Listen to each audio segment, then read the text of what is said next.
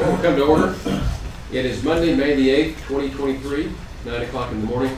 And the Kerr County Court, Commissioners Court is now in session. If you would, please turn your phones off or vibrate so you don't interrupt the proceedings. And with that, please stand for prayer and pledge, which will be led by Commissioner Harris. Lord, we invite you to preside over this meeting. Even if we have different opinions, give us unity of spirit. Help us to work as a unified team and combining ideals for a great outcome. May we work together on our shared mission. Amen. I pledge allegiance to the flag of the United States of America and to the republic for which it stands, one nation, under God, indivisible, with liberty and justice for all. Be seated. At our regular Commissioner Court meeting, we always have the input opportunity for the public to tell us what you think, what you want us to know. So this is I'm going to open the proceeding up for public input and limit your remarks to no more than 3 minutes. Identify who you are. This is for items that are not on the agenda. If the item you want to speak on is on the agenda, wait till that agenda item is called. So, you can proceed. Yes, ma'am.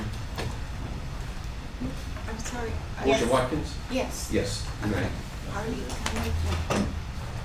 I can't come up there with you. You can't? He promised to stand with me. You go stand over here. I will. Gonna be today, yeah. I thought you were speaking figuratively. No, I'm just really. All right. I've never spoken in public before, but If I you was. could, please tell us your name. Oh, I'm sorry. I'm Portia Watkins. I live here in Kerrville, is it okay if I go ahead now? Yes. Okay, and the other night I was sleeping and it just seemed like the Lord came to me and told me, why didn't somebody think about this a long time ago? It's regarding the school shootings that happens. And if you don't mind, I'll just read it because, anyway, you all should have a copy of what I wrote down. It says, my name is Portia Watkins. I live in Kerrville, Texas. Anyway, I was praying the other night about all the shootings in the school and what might be the best way to stop them. At that moment, it seemed like the Lord told me the best way to stop all the school shootings was to have a canine officer and his dog in each school. Everybody is afraid of a dog bite. And it seems that if only one dog and an officer were in each school, it would be a lot more cost effective than anything else.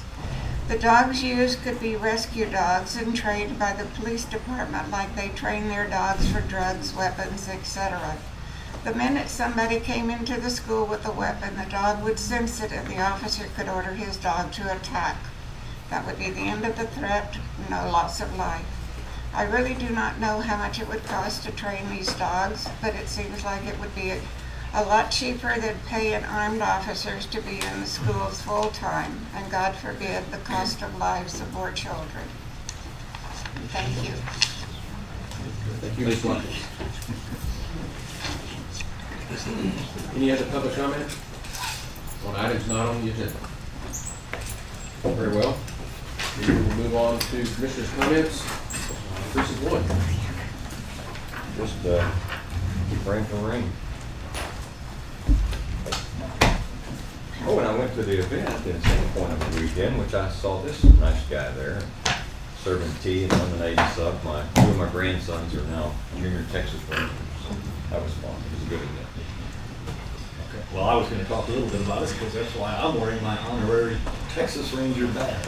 You're a junior member too? Part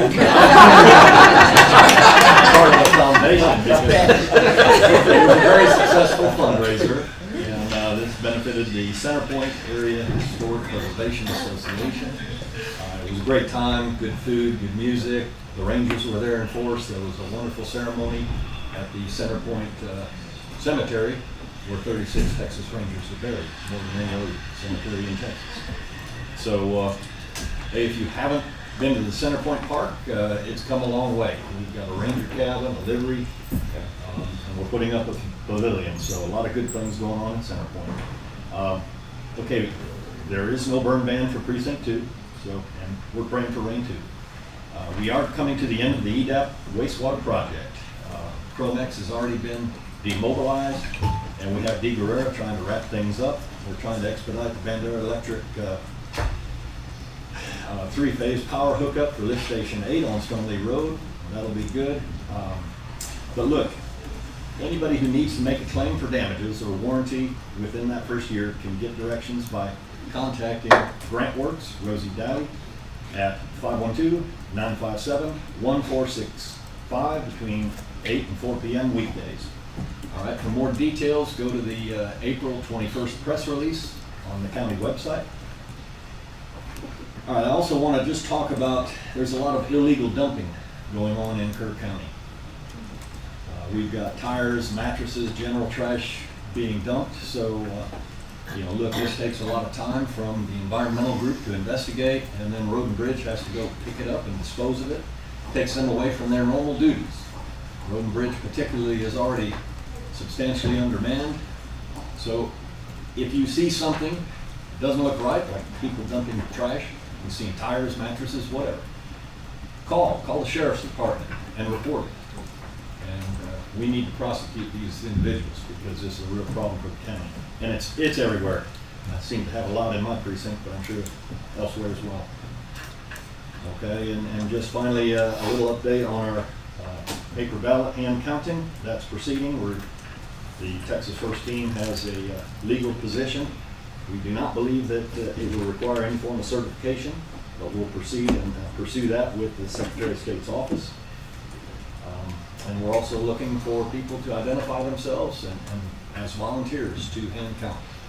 So if you need more information on how to do that, just contact me.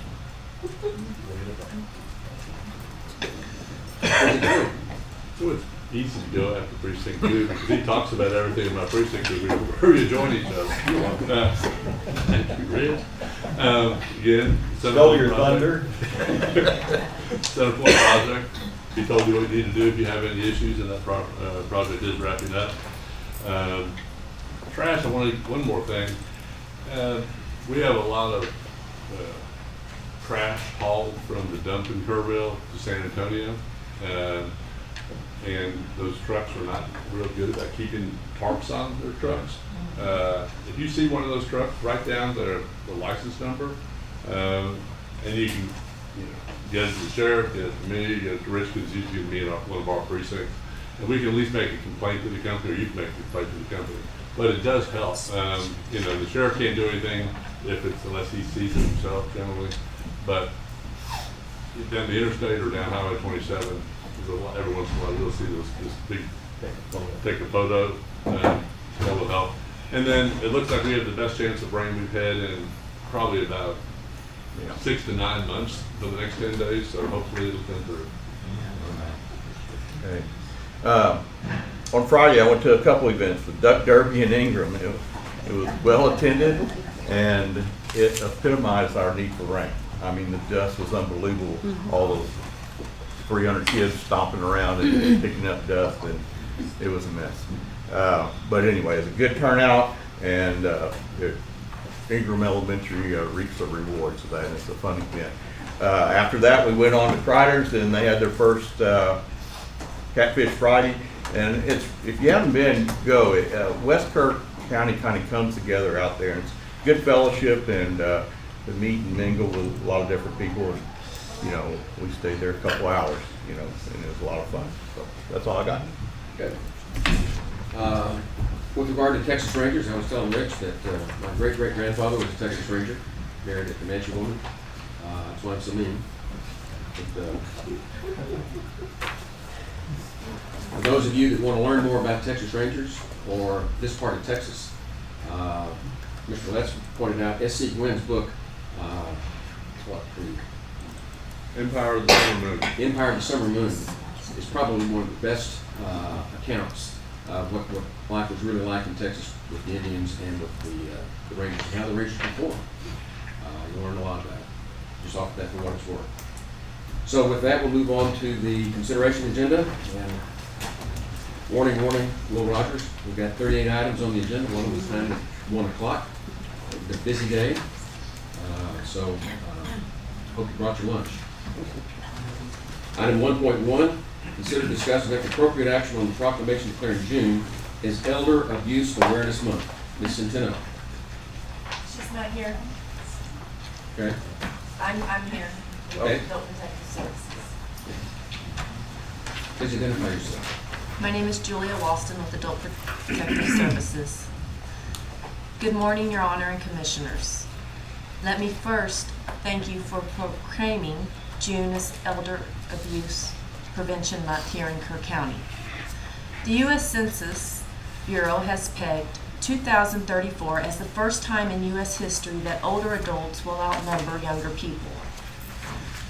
This fast-growing population is expected to strongly impact our families and communities. Older adults are vital, contributing members of our society, and everyone deserves the right to live free from abuse. National research has shown that as many as 1 in 10 older Americans are abused or neglected each year. And for every known case, there are 24 cases that are unknown. Kerr County has about 18,760 older Texans and adults with disabilities.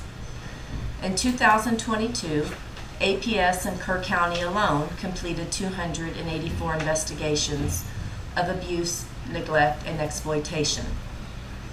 In a society that values the treatment of all people, Elder Abuse Awareness Month reminds us that elder abuse has implications for us all. So that's important to find the right solutions.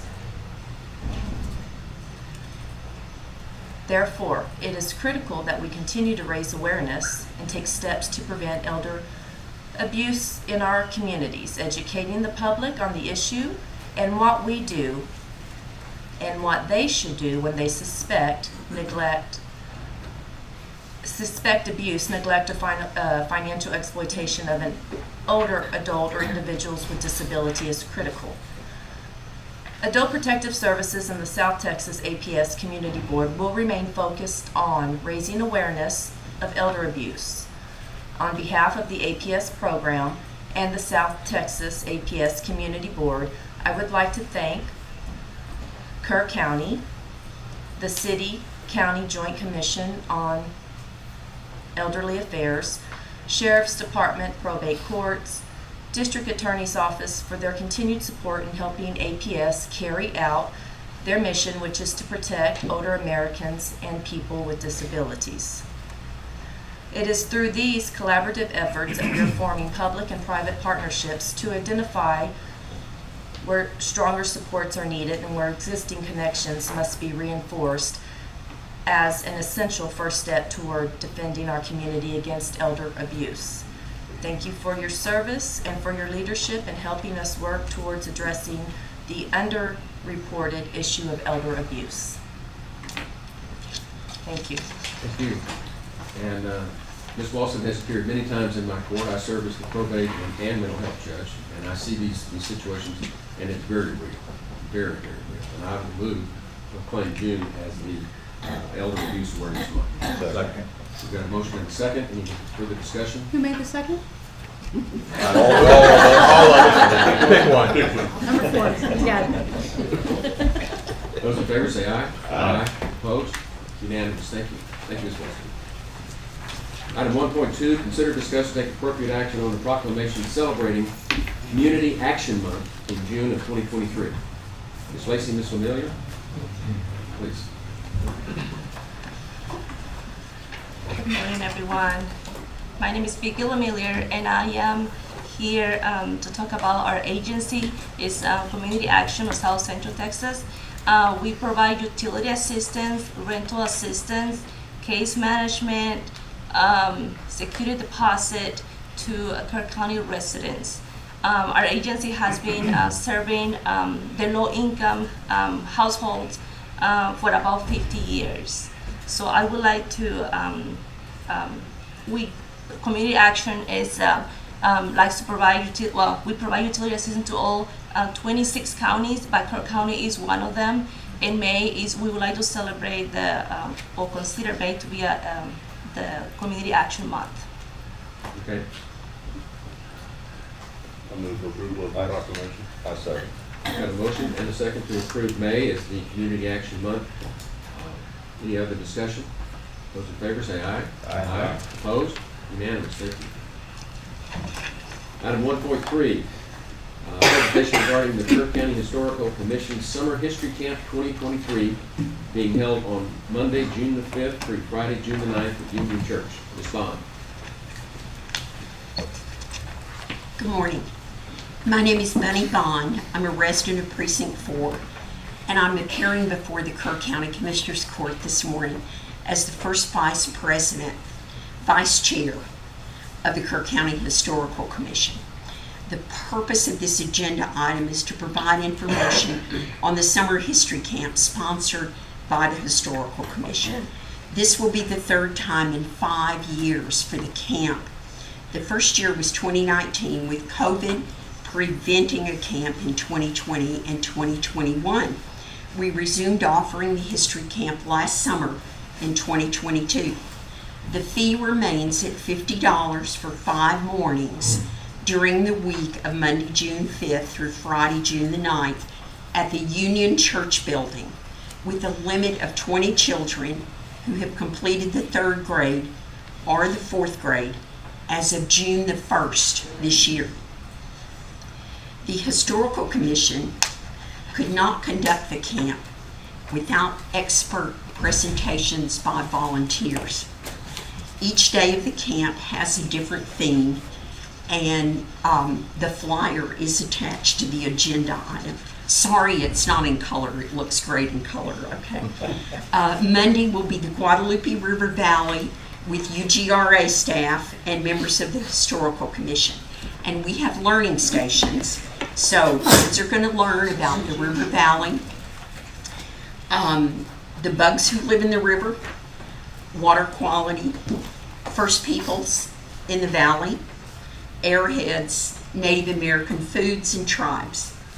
Tuesday will be the former Texas Rangers, and they're celebrating their 200th anniversary in 23, with information on Ranger history, code of conduct, guns, gun safety, and practice on learning how to rope.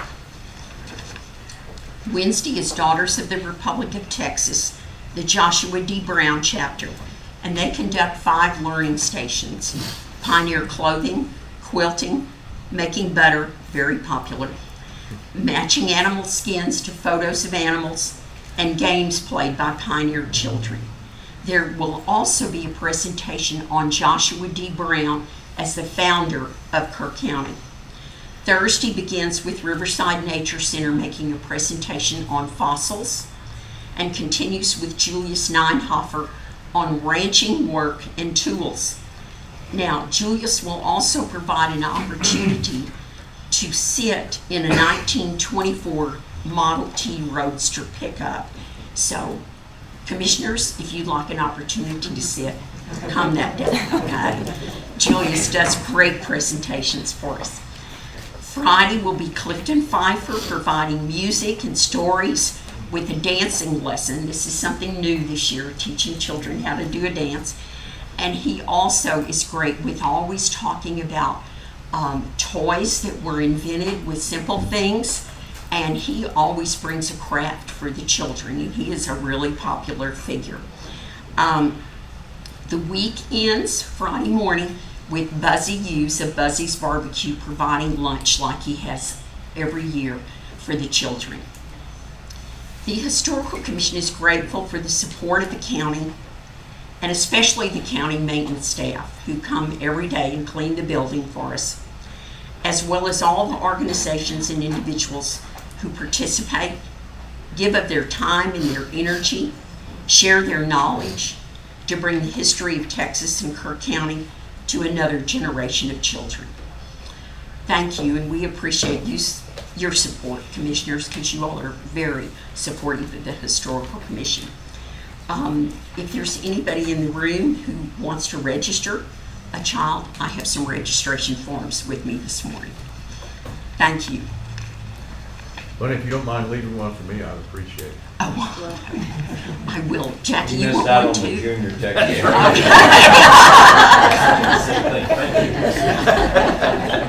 I'll leave them on Jody's desk.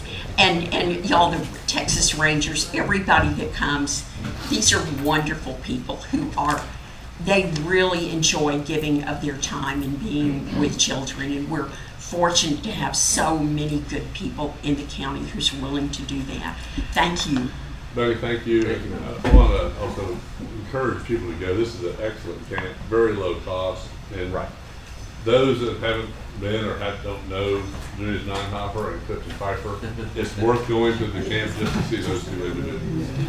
Thank you, Commissioner. And I forgot to add one thing. We do have scholarships available because we don't want any child to be left out who would like to come. Thank you. Thank you.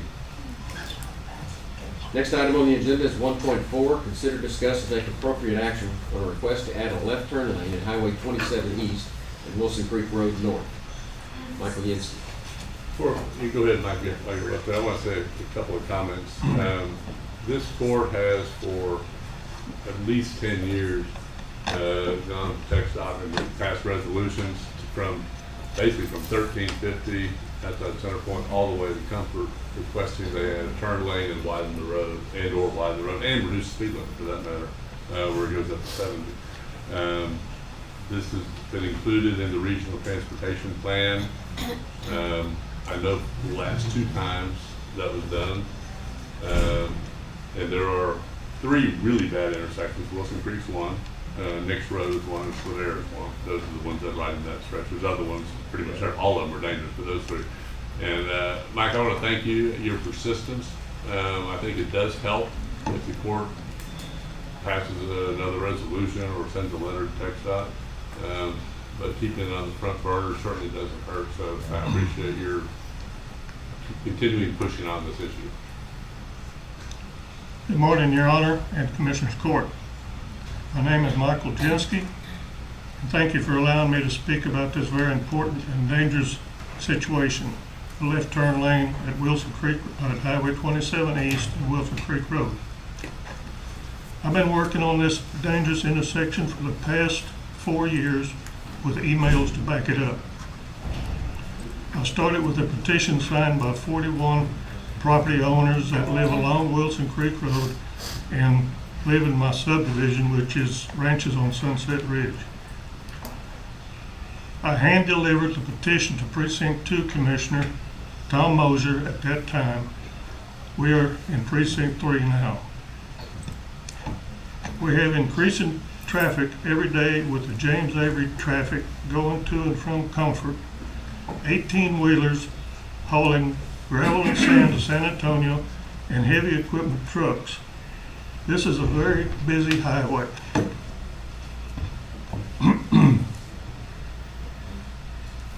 I've been going back and forth between Commissioner Moser, Charles Hastings, Marshall Heap from TxDOT, and Commissioner Litz with no results. I read in the Community Journal that TxDOT had approved a left turn lane on Highway 173 for a subdivision which the final plat hadn't been approved.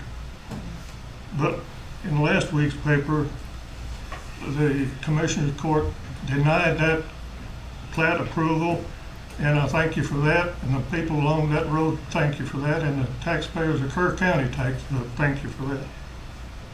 But getting back to the turn lane, I don't disagree with the turn lane on 173, but I think it should be prioritized for an established area. This is a 2-lane highway with a shoulder on each side, and the speed limit is 70 miles an hour.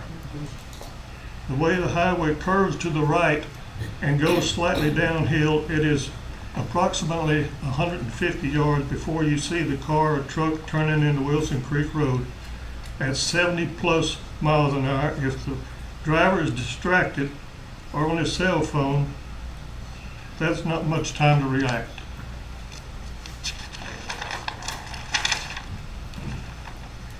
We've had a lot of near misses and one accident that I'm aware of. It's just a matter of time before someone gets critically injured or loses a life. I'm asking that something be done before it's too late. Thank you. Thank you, Mr. Jeske. Yeah, obviously, this is a TxDOT matter. You know, the county has no real authority to get TxDOT to do it, but we can certainly try to influence, and I would suggest that I have my own list of, I think there's like 10 different TxDOT projects within Precinct 2 that I'm asking them to work on. And I got a little pushback from Andres that, he can't just focus on Precinct 2. And, so I suggest that maybe we get everybody's list together, whatever you have that you need TxDOT action on, and combine it, and at some point, maybe a workshop or whatever to set the county's priorities, because no doubt there will be a much longer list than what TxDOT will get around to. I think it's a good idea, and I think that I know some other speakers on this item, but I think, prioritizing it is always difficult. This is I don't know if you look at traffic counts or how we do it, because they're all dangerous. And they all need to be done, and I know it takes some limited funds, but all we can do is, and it does help some for us to continue to prioritize it. Unfortunately, TxDOT's quick response is when there's a serious accident and usually a fatality. As soon as that happens, all of a sudden they'll have a turn lane there, and the reason that I've been told that by TxDOT is that it comes under a different funding mechanism then. But that's sad. Wilson Creek, like I say, is probably the most dangerous between Center Point and Comfort, and followed right behind by Ladare and Nix Road in my mind. And there is the only turn lane there is in that whole stretch is at Lane Valley, and that's because there was a fatality and a serious wreck there. And unfortunately, right after that fatality, TxDOT went ahead and put it in a turn lane. So, anyway, I know it's another speaker. Mr. Bonner?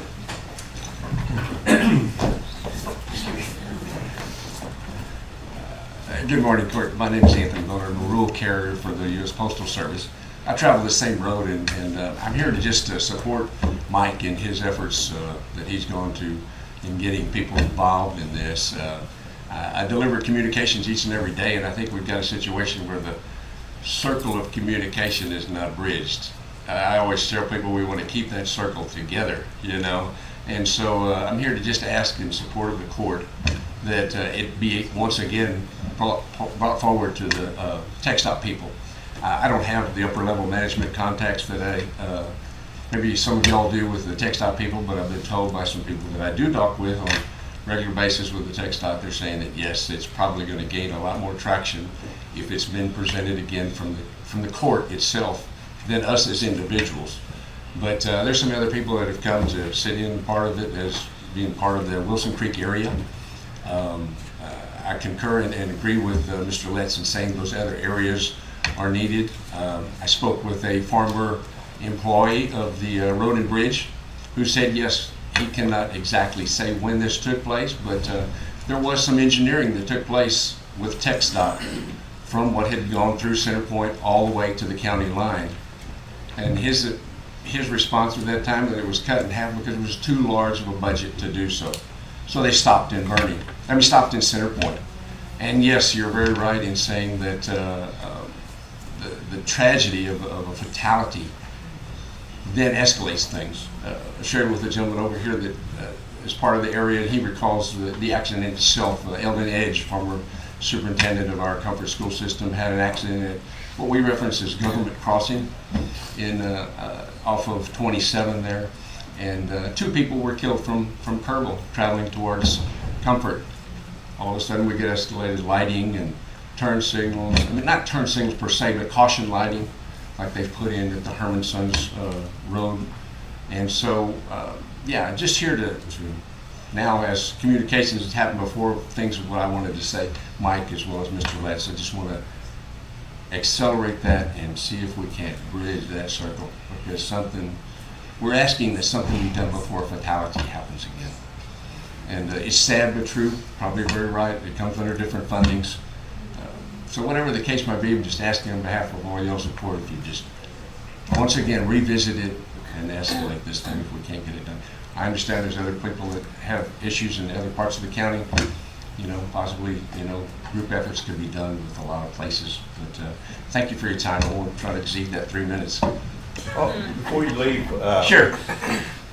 You work for the, I work for the Postal Service and travel that road each and every day, and the traffic is crazy. I thank God almost on a daily basis when I turn on Wilson Creek to get off of Highway 27.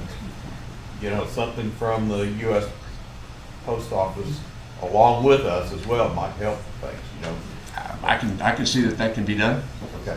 Be glad to direct it to the court. Direct that letter if we can get something transposed. That's right, text doc. Text doc. Direct just text doc. Yeah. And Yeah, you can send us a copy. Yeah, I'd be glad to. the post office, several of the postmasters as well as text docs have sat down recently in meetings talking about other issues, but there's some dialogue between them. Okay. So it wouldn't hurt. All right. Thanks again for your time. Appreciate it. And finally, let me just add, you mentioned the traffic from James Avery and the aggregate producers there on that list. Mr. Jeske did. Yes. We do have an aggregate producers advisory council that we meet on a regular basis, and that next meeting is May the 23rd. It'll be at 5:30 at the Youth Event Center. And representatives from James Avery and all of the aggregate producers attend. It's an opportunity for you to be able to visit with them about your concerns. Thank you. So, That committee could write a letter as well. be happy to. Thanks for the point of clarification. Appreciate it very much. Anyone else on this topic? We move on to item 1.5, consider, discuss, and take appropriate action to allow Texas Parks and Wildlife Department contractor to fill water tanks at the Hill Country Youth Event Center to the Healthy Creeks Initiative Program to manage giant cane. Ms. Bushman. Good morning, Judge, Commissioners. This is an annual item that we bring to y'all. Parks and Wildlife has the Healthy Creeks Initiative Program to manage giant cane throughout the county, and their contractors primarily fill up their water tank at UGRA at our office, but if they're on the eastern side of the county, we like to give them another option. And so the Hill Country Youth Event Center has been that. And before they fill up there the first time this year, they'll coordinate with Shane Evans. Move for approval. Second. Got a motion and a second to approve using the Hill Country Youth Event Center for water tank fill-ups for the Texas Parks and Wildlife Department contractors. Any discussion? For those of you that don't know, Ms. Bushno also serves on that APO advisory council. And is very instrumental in writing the best management practices for the area. So, you're talking about somebody that really knows their stuff. Well, thank you, Judge. Any other discussion? Those in favor say aye. Aye. Opposed? Unanimous. Great. Item 1.6, consider, discuss, and take appropriate action to authorize the Texas Parks and Wildlife Department contractors to spray, is it Arundo Donax? Arundo, yeah, very Arundo. Close. Arundo Donax on Kerr County property. Ms. Bushno. This is just the program for, I guess this one probably should have come first before the other one, but just to work with your staff again this year to treat Arundo on county-owned properties. So primarily we work with Shane Evans in Flat Rock Park, and then we work with Kelly Hofer's team for spraying on right-of-ways that are near waterways. I'll move for approval. Second. Got a motion and a second? Any discussion? I've got a question. Tara, how are we doing on that? Are we keeping it in check or? Is it It's about like eating an elephant, similar with the hogs. Better to do something than nothing. But Right. This program works through voluntary landowner participation. And so the areas that are being treated, I would say, yes, we're making progress on those, but there's certainly, it's occurring throughout the county. But I think it's great to keep attention on it, keep pressure on it. So happy to have the county's participation. Those in favor of having the county property sprayed, say aye. Aye. Opposed? Unanimous. Then your last one, 1.7, consider discuss and take appropriate action regarding the interlocal agreement between the UGRA and Kerr County regarding the Guadalupe River crossing patrols. This is another annual agreement. We're going to switch to trash now. So we work with licensed peace officers, primarily Reagan Gibbons and his team, to patrol some areas in the county during the summertime that are more prone to littering. And we've identified those through our in-house trash collection. There's 5 individual crossings that they're going to target, but certainly we can add some more throughout the summer. So just like permission to enter into that interlocal agreement again, so that we can work with the county. I'll provide, they come in uniform and with vehicles, and then we pay an hourly rate for their time. Second. A motion and a second to approve the interlocal agreement between the UGRA and Kerr County regarding the crossing patrols. Any discussion? Just a quick, so the only cost to the county is use of the vehicle, basically. Yes. And if they have a priority call, while they're out there, certainly they're going to defer to that. And considering that your taxpayers and our taxpayers are the same, it makes sense for us to work together. Of course, yes. Okay. Those in favor say aye. Aye. Opposed? Unanimous. Okay. Thank y'all very much. Item 1.8, consider discuss and take appropriate action to reappoint Robert Newman to the Kerr 911 Board. Mark Del Toro.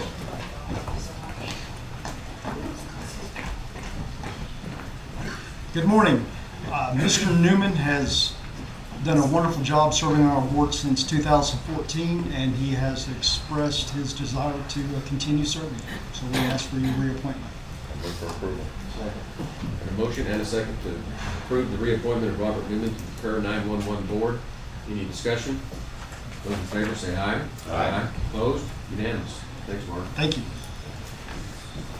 Item 1.9, consider, discuss, and take appropriate action to allow enterprise leasing to pick up and sell the 2012 Dodge trucks assigned to Precinct 4 Constable's Office. Brad Ryder. Gentlemen, I think we've asked and answered this a couple of times, but to save the court time and Jody's time, we stopped looking for it in the minutes, so we come back, put it back on here to just what you said, to allow enterprise to pick the truck up, sell it, and move forward. Move for approval. Second. Got a motion and a second to end the saga of the 2012 Dodge. Question, do we need to surplus it for them to pick it up? Hasn't it been surplus? What's that? I don't Hasn't it think been surplus? I would recommend that we include the word that we're surplusing that truck so they can pick it up. Right. so. We amend the motion. Is that consent to amend the motion? Sure. To surplus the truck and let them pick it up. Right. Thank you. Those in favor say aye. Aye. Opposed? Unanimous. Moving on to item 1.10, consider, discuss, and take appropriate action to end animal disposition agreement with Kerrville Vet Clinic and allow 30 days written notice to be given. Reagan Gibbons. Good morning. Some of you may be familiar with this, some of you may not. This was a agreement that we had, which actually was, I guess, from mid 2011. Basically, what this was Kerr County Animal Control at the time would do body hauls for euthanized animals that were euthanized at the vet clinic, haul them to the landfill, and that was in exchange for, I guess, discount or a discounted rate on assisting with animal cruelty investigations. We don't really use this anymore. It's just really not, it's outdated. It's not really beneficial for anything. And actually, animal services now, it's really just not a good thing. I want to get out of hauling deceased animals across town. I think as we move forward, I think this thing could be looked at, just the whole idea, maybe in a different way, started over. But the way it currently is, it's not beneficial for the county or the staff or anything. We no longer do any of these hauls for any other vet clinics in town. So basically, I want to start over with something new, get rid of this. And I actually don't even know if this thing's still good. It's not signed by Judge Tinley at the time. And this is prior to whenever we were a part of animal control, so I just don't know much about how it came to be. But we need to give notice to Kerrville Vet Clinic. I believe it's a 30-day notice is the requirement on it. I move that we approve the agenda item, cancel or terminate the agreement. Got a motion and a second for a clean start on this, is that right? Yes, sir. Those in favor say aye. Aye. Opposed? Unanimous, thank you. Next item on the agenda is 1.11. Consider, discuss, and take appropriate action to accept donations totaling $200 for the month of April of 2023 to be added to the operating expense line for the budget for animal control. Yes, sir. If you guys will see the April donations, small breakdown there. 2 donations totaling $200 for the month of April. I move we accept the donations. We've got a motion and a second to accept the donations as presented. Any discussion? Those in favor say aye. Aye. Opposed? Unanimous. Item 1.12, consider, discuss, and take appropriate action to surplus a 2017 Chevrolet Tahoe with bad transmission, also my enterprise fleet, Chevrolet. Yes, exactly. I'm looking for the court's approval to surplus this 2017. Must have been a bad year. It's actually our 3rd one with a bad transmission, but looking to surplus it and then put the funds in general funds or have them go. Funds. A motion and a second to approve the surplus and of the 2017 Tahoe. Any discussion? Those in favor say aye. Aye. Opposed? Unanimous. Okay, we're actually a little ahead of time. Let's go ahead and move over to the untimed items. You see we have a lot of timed items on the agenda today. And go to item 1.25, which is consider, discuss, and take appropriate action to approve estimated fees related to the new animal control facility, including but not limited to the City of Kerrville review, FEMA review, floodplain analysis, FEMA and ESA compliance, Endangered Species Act compliance, and Texas Antiquities permit review. Mr. Les. The backup letter there from the engineering firm that Peter Lewis has contacted and contracted with. And it goes through the fees that will be required before we can do any construction on the property. It's the joy of being a public entity. We get do a Texas Antiquities studies, Endangered Species study, floodplain analysis, FEMA review, and city review. So the total amount of that is 58. Total that's around 58,000, I'd say, and I recommend that we approve up to 60,000 in case there's a little bit of differences or estimated fees. And then we'll continue to keep the project marching forward. So I'm making a motion that we approve up to $60,000 for the listed fees. Second. For studies and permits and everything. We've got a motion and a second to approve the estimated fees for the new animal control facility. Any discussion? Those in favor say aye. Aye. Opposed? Unanimous.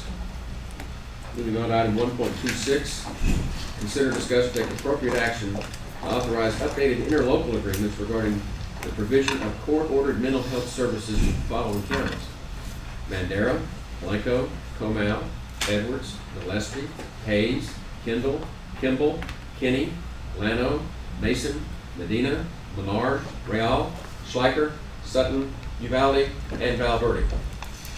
That's 19 counties. And believe it or not, I preside over 19 counties of mental health cases. That's what we do. Ms. Evans. Yes, sir. We have updated the mental health services agreements for all of those counties. That we haven't done that in several years. This conforms to statutory changes with an updated bill of costs, and ask court to approve those so we can send them out to the named counties. I will so move. Second. Got a second? Got a second. And let me say that when you look at all those counties, the vast majority of mental health cases come out of 2 counties, Hayes and Comal. No reason for that? Because Comal, New Braunfels is the fastest growing city in the United States of America. And San Antonio is the fastest growing major city in America right now. I mean, it's crazy the growth that's going on. Now, the good news is that Comal County is getting a new 16-bed facility for observation. And Hayes is talking about building a whole new facility for themselves. So we may get some relief on this yet. And we were able to build, or you build these counties for your time, correct? Yes. So it's not, Kerr County taxpayers aren't paying for Comal County mental health care. Not just my time, they also pay for the patients. We go out regularly on a monthly basis. And we don't have any problems with it, we just need to renew the interlocal agreement. Yes. Any other discussion? Those in favor say aye. Aye. Opposed? Unanimous, thank you. Thank you. Boy, I'm feeling empowered. Haven't got to the break. 1.27. Consider discuss and take appropriate action to authorize the county judge to sign and submit the county's request for capital credits in the Texas Comptroller of Public Accounts. Ms. Shelton. Yes, this is an annual report, and so we fill it out, and the judge normally signs it, and we receive funds from the unclaimed credits from the state. Our funds are spent for our Economic Development Corporation fee that we pay in. Move for approval. So we have a motion and a second to approve the request for capital credits from the Texas Comptroller of Public Accounts. Any discussion? Just one more comment. The funds, the reason we use them for economic development is because these are designated. There's only certain uses for these funds, and that's one of them. Keeps us trying to use general fund dollars for economic development. Okay. Those in favor say aye. Aye. Opposed? Unanimous. Item 1.28, consider, discuss, and take appropriate action on implementation of the burn ban. We do this regularly. I move for approval. That's what it is to authorize each of the precinct commissioners to determine when the burn ban is on and off. Okay. We've got a motion and a second to implement the burn ban. Those in favor say aye. Aye. Opposed? Unanimous. Judge, if I can interrupt you, I know on 1.29, Thomas Jeffers was planning on coming in and looking at the agenda the other day. I said, why don't you wait till about 11? Okay. Okay. Let's move on to, we'll pass that one and come back to it. Item 1.30, update regarding the current and future grant opportunities for Kerr County Sheriff's Office. Scott Gage and Jason Walter. Morning. Just want to give an update to the court, reference to some of the grants the Sheriff's Office has been working on and what the progress is. Number one, our Justice Assistance Grant, that was through ACOG. Was a pass-through. The award was $74,660. That was towards the body-worn camera program. The body-worn cameras are here at the Sheriff's Office. We're talking about implementation will be here at the beginning of June, so they'll be fielded out to all the constables as well as the Sheriff's Office and Animal Services. The second grant is our ballistic shield grant through the Governor's Office as well. Shields were ordered, 26 ballistic shields were ordered. We received, they're currently deployed on the streets right now. And the invoice is about to be paid to the vendor, and the reimbursement will be requested. Third grant is Operation Lone Star. That award was $660,000, $180,000. Several items have been ordered.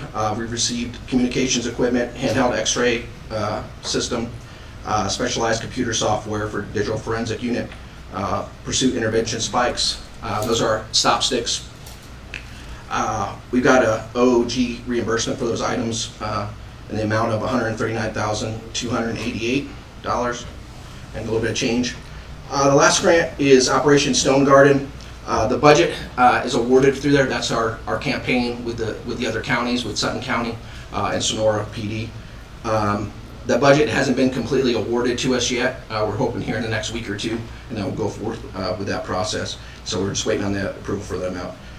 Projected upcoming grant application and openings. Operation Lone Star again. We're looking at the July-August window, so we'll come back to the court to renew that application as well. And then Operation Stone Garden, fiscal year 23. So we're currently with Operation Stone Guard. It's fiscal year 22. The federal government somehow is behind a year. I don't know if it was COVID or whatever the deal is, but they're behind a year. So we're looking at October, November timeframe for this campaign. This campaign is going to be authored by Kimball County Sheriff's Office. Includes Kimball County, Menard County, Kerr County, and Gillespie counties. So, any questions about any of the grants? Any questions? Good job. Thank you for the report. Appreciate it. Thank you. Okay, I'm looking at the agenda here. Ms. Foraker's not here. I'm doing that one, Judge. You doing that one? Yes, sir. Okay, we'll go ahead and call 1.31, consider discuss take appropriate action to submit the FY23 State Criminal Alien Assistance Program, or SCAT, reimbursement grant from the Office of Justice Programs of the U.S. Department of Justice and on behalf of Kerr County Jail. Kerr. Yes, basically we're looking for the court's approval to apply for this again. I kind of want to explain real quick to the public and the court what this is, what they call SCAT Grant. I'll read you a quick little paragraph here. Under the statutory required state criminal alien assistance program, SCAT, the Office of Justice Programs make payments to eligible states and units of local government that incur certain type of cost due to incarceration on undocumented criminal aliens during a particular 12-month period. So what we're doing, we're looking at applying for this in 2023. These stats come from July 1st of 2021 till June 30th of 2022. And it depends on how many people you have incarcerated during that time frame. So, you know, we normally get between $15,000 and $25,000. That's hard to predict. But what I told you, and these are for only illegal aliens that have been convicted. They have to have a previous conviction of 1 felony or 2 misdemeanors. As you know, with Title 42 ending, I look for this to pick up and not go away for quite a while. That's why we're looking for your approval to get this next grant, which it can only be used towards these inmates' education and different things like that in the jail. Motion and a second to approve the SCAT reimbursement grant. Any discussion? Those in favor say aye. Aye. Opposed? Unanimous. Thank you. Let's take a break and come back at 10 o'clock and we'll take up item 1.13.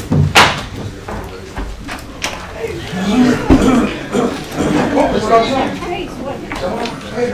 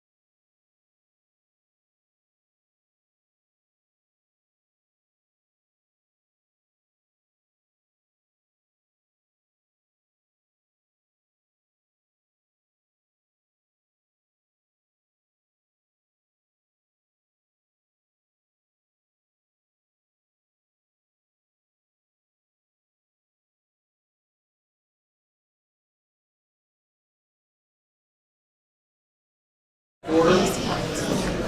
Next item on the agenda is the 10 o'clock time item, 1.13, status of the investigation of allegations of Blue. And I'm tapped out. Y'all, those of you that don't understand the Open Meetings Act, I can't talk to Commissioner Blue because he's talking to another commissioner. So we haven't had a chance to talk. I have gotten literally dozens of calls demanding that I fix this problem. And for those of you that don't know, I don't have the power to fix this problem. It is not a problem that sits on my desk. It is an issue that's going to have to be decided, but it's not decided by this court, nor is it decided by me. And so a lot of the questions have been, well, what happens? And I think Commissioner Blue has already disclosed that he's retained counsel, which is his legal right to do, and I'd be foolish if you didn't, quite frankly. And the matter has been referred to the 198th District Attorney. And I don't know exactly where that is right now, but that's where the matter sits. Now, I've had people ask me, who can do what? Can I file something? Can you file something? Well, there's a couple of avenues to go in this thing. One has to do if he did something wrong while he was in office, that's under Chapter 87, or if there's a disqualification before you took office, which is in Civil Practice and Remedies Code.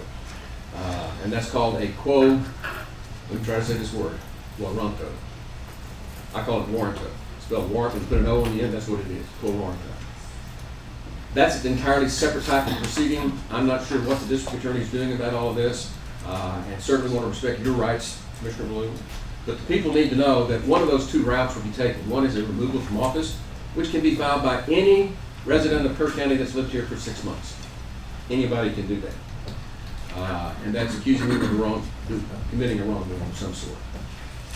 And there's a list of what you're not supposed to do. Public intoxication is one of them. I've never seen him intoxicated in public. And I have heard him sing Johnny Cash. I was not intoxicated. No, you were not. But whichever route the district attorney decides to go, that will be something that Mr. Blue and his attorney will handle. And address at that time. And so I'm not here to put anybody on the spot. I'm here to explain to the public the route that this is going. And when it comes to, I said that if there's official misconduct, anybody can file that complaint. If you're going to do the quo warranto, then there's only 3 people that can do that, or three classes of people that can do that. And they're all prosecutors. The county attorney, the district attorneys, or the attorney general are the only ones that can file that. So it sits over with one of the district attorneys right now, and we'll see where that goes. Now, I know the public wanted to speak on this topic, so it's on the agenda. And I know I've got some people here that have signed up to speak. So I don't know who all wants to speak, but this is your opportunity. And Glenn, I think you had the first request here.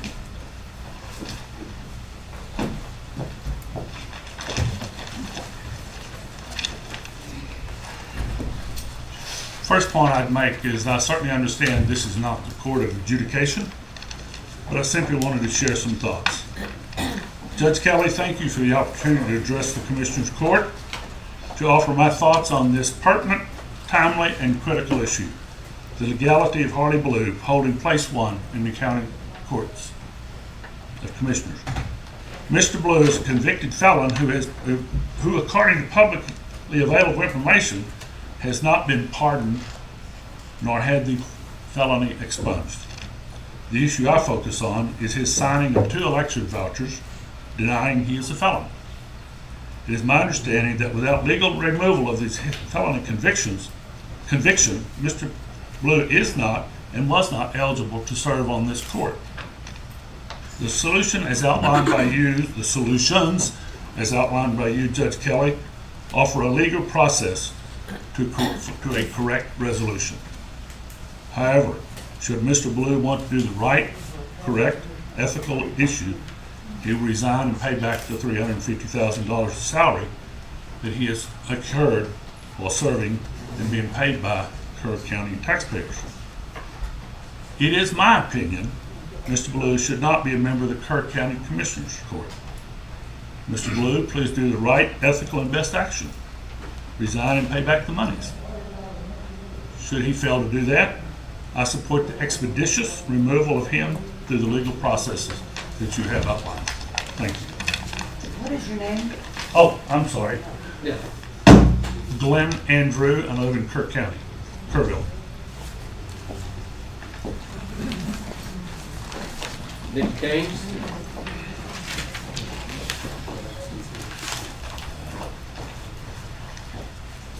Good morning, Judge, Commissioners. My name is Nikki Gaines, and I live in the city. I live in Precinct 1, and Commissioner Ballou represents me. He represents me and a lot of other folks who applaud you. We appreciate you, and we respect you. The wheels of justice are supposed to proceed and grind slowly for a very good reason. For undue justice to be kept from happening. I think of the Lady Justice with the scales of balance in her hands, and she's got the blindfold of justice around her eyes.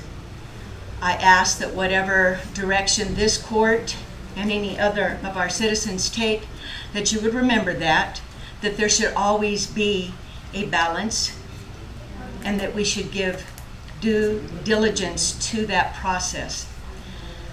That blindfold on Lady Justice, I know that it is supposed to represent, we don't want to do anything that would trespass against somebody's race, religion, yada, yada, yada.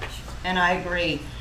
But I also thought about it last night, and that blindfold of justice should also remember that personal opinions, personal motivations, and everything else should be kept out of the process, and let the legal process continue as it is. So I'm here to just say, let's all slow that process down, give Commissioner Ballou the opportunity and the right to prove what he has already stated, that he believed he had been absolved, whatever technical legal word is to be used. He believed when he did his probation, whatever it was, that he was clear of the law, and that he has not acted illegally, and he has not acted against the people and the voters of this county. And I thank you personally, sir.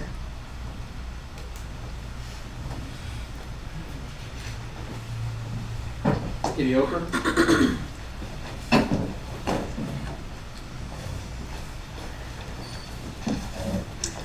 Good morning, Your Honor and Commissioners. My name is Kitty Oker. I live in Kerrville. I have known Harley Ballou, and I'm here to speak in support of Harley Ballou. I have known Mr. Ballou for at least 10 years, maybe longer. I know him to be a loving and devoted husband, father, and grandfather. I also know him to be a man of God. Scripture tells us that our enemy prowls around like a roaring lion, looking for someone to devour. It saddens me to know that the enemy is alive and working in our wonderful Kerrville community. I only wonder, what is the motive? Whose agenda is this? Is it just an act of malicious hatred? Or is it an evil desire to destroy someone? Whatever the enemy's motive, I urge you to consider the Harley that we know today. He has been a law-abiding citizen for years, and he's made many important contributions to Kerr County and the surrounding area. He was elected by the people to serve Precinct 1, and he delivers on his responsibilities. The personal attacks he has experienced are inexcusable, and they are not representative of the majority of the fine people who live in this county. I urge you to let the legal process go forth and let the courts determine the facts. Thank you. Thank you.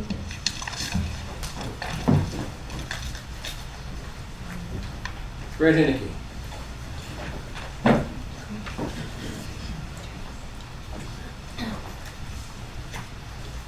Fred Henneke, 2595 Bandera Highway, Precinct 2, Kerr County. First of all, Judge Kelly, thank you for that succinct explanation of the process that's unfolding. I think everyone needs to know that this is now a legal proceeding where after it proceeds from the district attorney, Mr. Blue will have adequate opportunity to present his case and his side of the controversy. I'm here to talk about legitimacy. I believe in institutions. I believe in church. I believe in public schools. I believe in the sheriff's office. I believe in the United States military. I believe in the Commissioner's Court. I was privileged to serve here for 4 years. For the people to respect the institutions have to have legitimacy. In the eyes of the public, they must be legitimate, performing the duties as outlined by law, tradition, or canons, or whatever you want to say. The situation involving Commissioner Blue at this time has brought into question the legitimacy of this court and any actions that it might take or has taken. The people of Kerr County need to know that they come before the Commissioner's Court as a legitimate, properly, legally constituted body, and that the decisions the Commissioner's Court makes on behalf of the citizens will be respected, honored, and correct. For the purpose of regaining the legitimacy of Kerr County's Commissioner's Court, I'm very happy that the process is underway to come to a final resolution of the controversy regarding Mr. Ballew's eligibility to hold the office of Commissioner Precinct 1. And I hope everyone here will take a step back, relax, and let the process work its way through to an end that's fair and just for all of us. Thank you. George Eichner. Thank you, Judge Kelly. George Eichner, I live in Precinct 1. After listening to your summation of the situation, I feel like the comments I have here don't apply anymore. Thank you. Is there anyone else that wants to speak on this topic? Ms. Summerlin.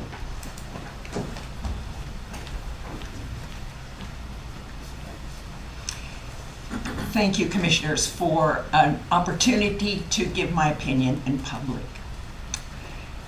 Anyone who has observed the harshness of the public judgment Harley Ballou renders on other public servants can be forgiven for being a little amused by his whining position that he's being persecuted. Anyone who has observed the lengths to which he will go to incriminate political opponents has to wonder how he can justify a clear, obvious, public violation of integrity in himself. Mr. Ballou, you need to resign for the sake of your own soul and for the sake of the community and the Commissioner's Court. I thank you, sir. Thank you. Anyone else want to speak? Well, let me kind of conclude this by saying that this is not an opinion. I don't even think there's a fact question involved in this. I think it will probably be a law question. And the legal question that for everybody to focus on is 50 years ago. I mean, we've all got a past on it. And my inside joke is I was never arrested in Colorado County. There's no record of it. The Army told me so. The conviction of a felon imposes certain disabilities on the convicted felon. One of which is voting. You can't vote. Another one is you can't hold public office. And that's been Texas law from the beginning. There is a system that we call deferred adjudication, and we use that especially for youthful offenders, old enough to be an adult, but not a juvenile. And that is what we call deferred adjudication. And I work with the county attorney and do this weekly, bi-weekly as a matter of fact. We do a lot of it. And when you get a deferred adjudication, it is not an adjudication, it is deferred. And a deferred adjudication is at the end of the successful completion of probation, there is no adjudication. The adjudication is withdrawn. And that is a process that I personally watched implemented in the state of Texas. 1974 and 1975, I was a briefing attorney at the Texas Court of Criminal Appeals for Truman Roberts. It was quite a heady job, didn't pay any money, but it was quite a lofty position. And one of the tools that the criminal trial bar wanted in their toolbox was deferred adjudication. We did not have it in 1974 when I graduated from law school, or 75 when I clerked at the court. It was enacted in the summer of 1975 and went into effect September 1, 1975. We have had a deferred adjudication system. Whether or not your conviction in 73 qualifies under that or not is a question of law for the court. The complaint about some of the affidavits that may have been signed, I understand there are issues, legal issues with that regarding whether or not they're barred by limitations. There's all kinds of legal issues out there. I don't envy the judge that's going to have to hear this case. But nonetheless, it is in the judicial system, which is where it belongs, and this court does not weigh in any of it. Is there anything else to discuss? Yeah, I'd like to say something. And I'm going to share something I told Harley.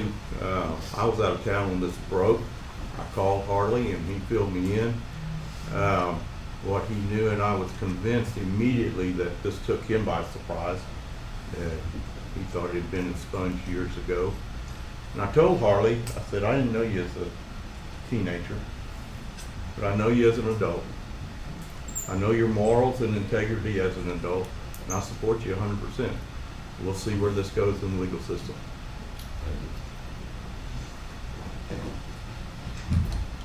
I'm also a big supporter.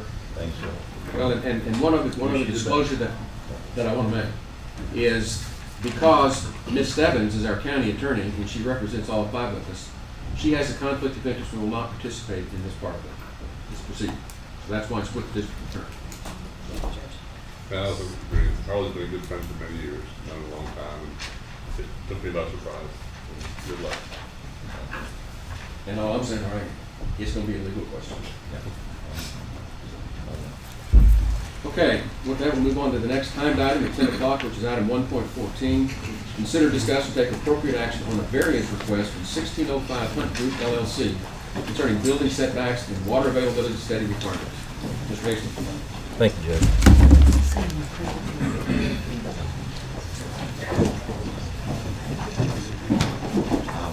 This item is primarily going to be presented by the developer owner, Larry Howard. Larry, are you here in the room somewhere? Larry, come on up. And he has a variance request for a setback requirement. Our regulations require a 50-foot building setback. This is over on Highway 39 in the Hunt area, and a 50-foot setback would be problematic for them, as well as they have had their engineer put together a water availability study. It's on an existing water system. There's already a water meter serving the site. There's been buildings there before that were served by this Hunt Water Group. And so that water availability study goes as far as it could possibly go without drilling additional wells to do additional studies. I'll let Larry present the rest. Sure. Good morning, my name is Larry Howard. I live at 1501 Water Street. My office is 1501 Water Street, and I am the applicant for the 1605 Hunt Group LLC that's doing some development on Hunt on Highway 39, and we're asking for the variance to the setback requirement and the water availability study of the drilling new wells and testing an existing public water system that's permitted by Headwaters and TCEQ. I'd be happy to answer any questions that you have. Well, this is what we've been talking about. Well, this is the old taco shack where the taco wagon was. Yes, that's correct. Right across from the Rock Building here in Hunt. It's on the riverside of the highway. And it's a very narrow strip through there. It does have river frontage. The group has come to me and shown me the plans. I think you're trying to cut that setback, what, 25 feet? 25 feet, yes, sir.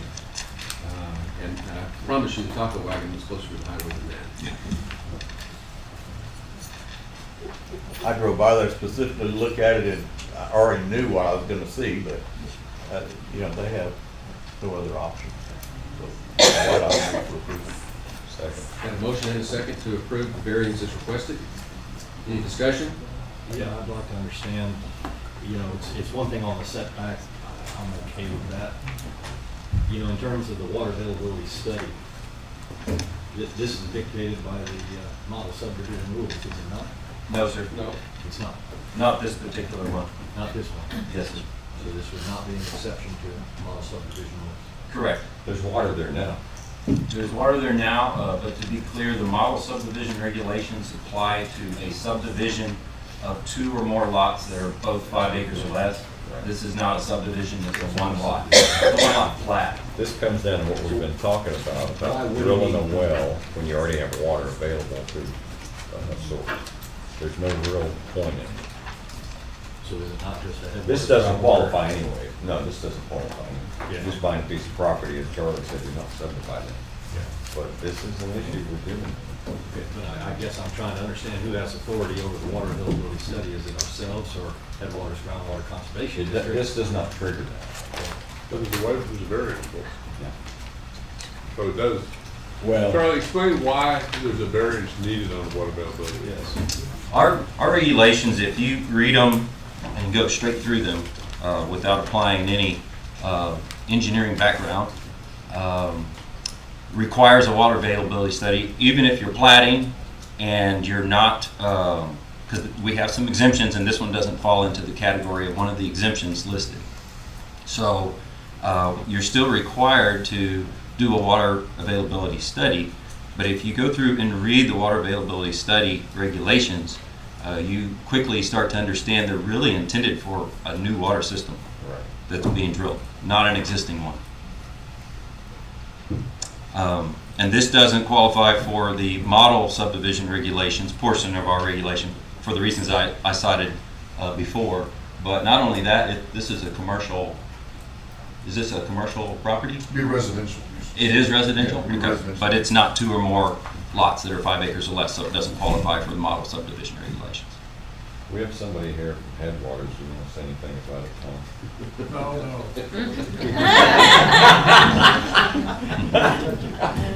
I couldn't resist that. I would appreciate that, but I would rather them check with the office and get clear in the specific language and how it's worded for that. We had a discussion about 4 or 5, 6 weeks ago where I said, I know our regulations state that an engineer needs to sign off on a plat, but that's not the case for every single plat. It just isn't. The same can be said for water availability studies. It's not, the intent behind them is not for every single plat that comes through. We're gonna have more and more of this.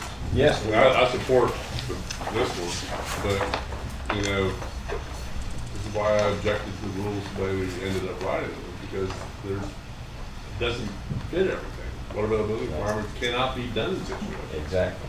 And It makes it easier when you have somebody that you've watched them do other projects in the county. It makes it a lot easier. But if it's somebody that we don't know, it'd be a little harder. Well, this gets back to exactly what you talked about in the subdivision. And we have to handle it on a case-by-case basis. And this is first case. The study that was submitted by his engineer, and it's titled Water Availability Study, and the documentation in there does overwhelmingly convince one that there's plenty of water there. That's not the issue. And that's the intent of a water availability study.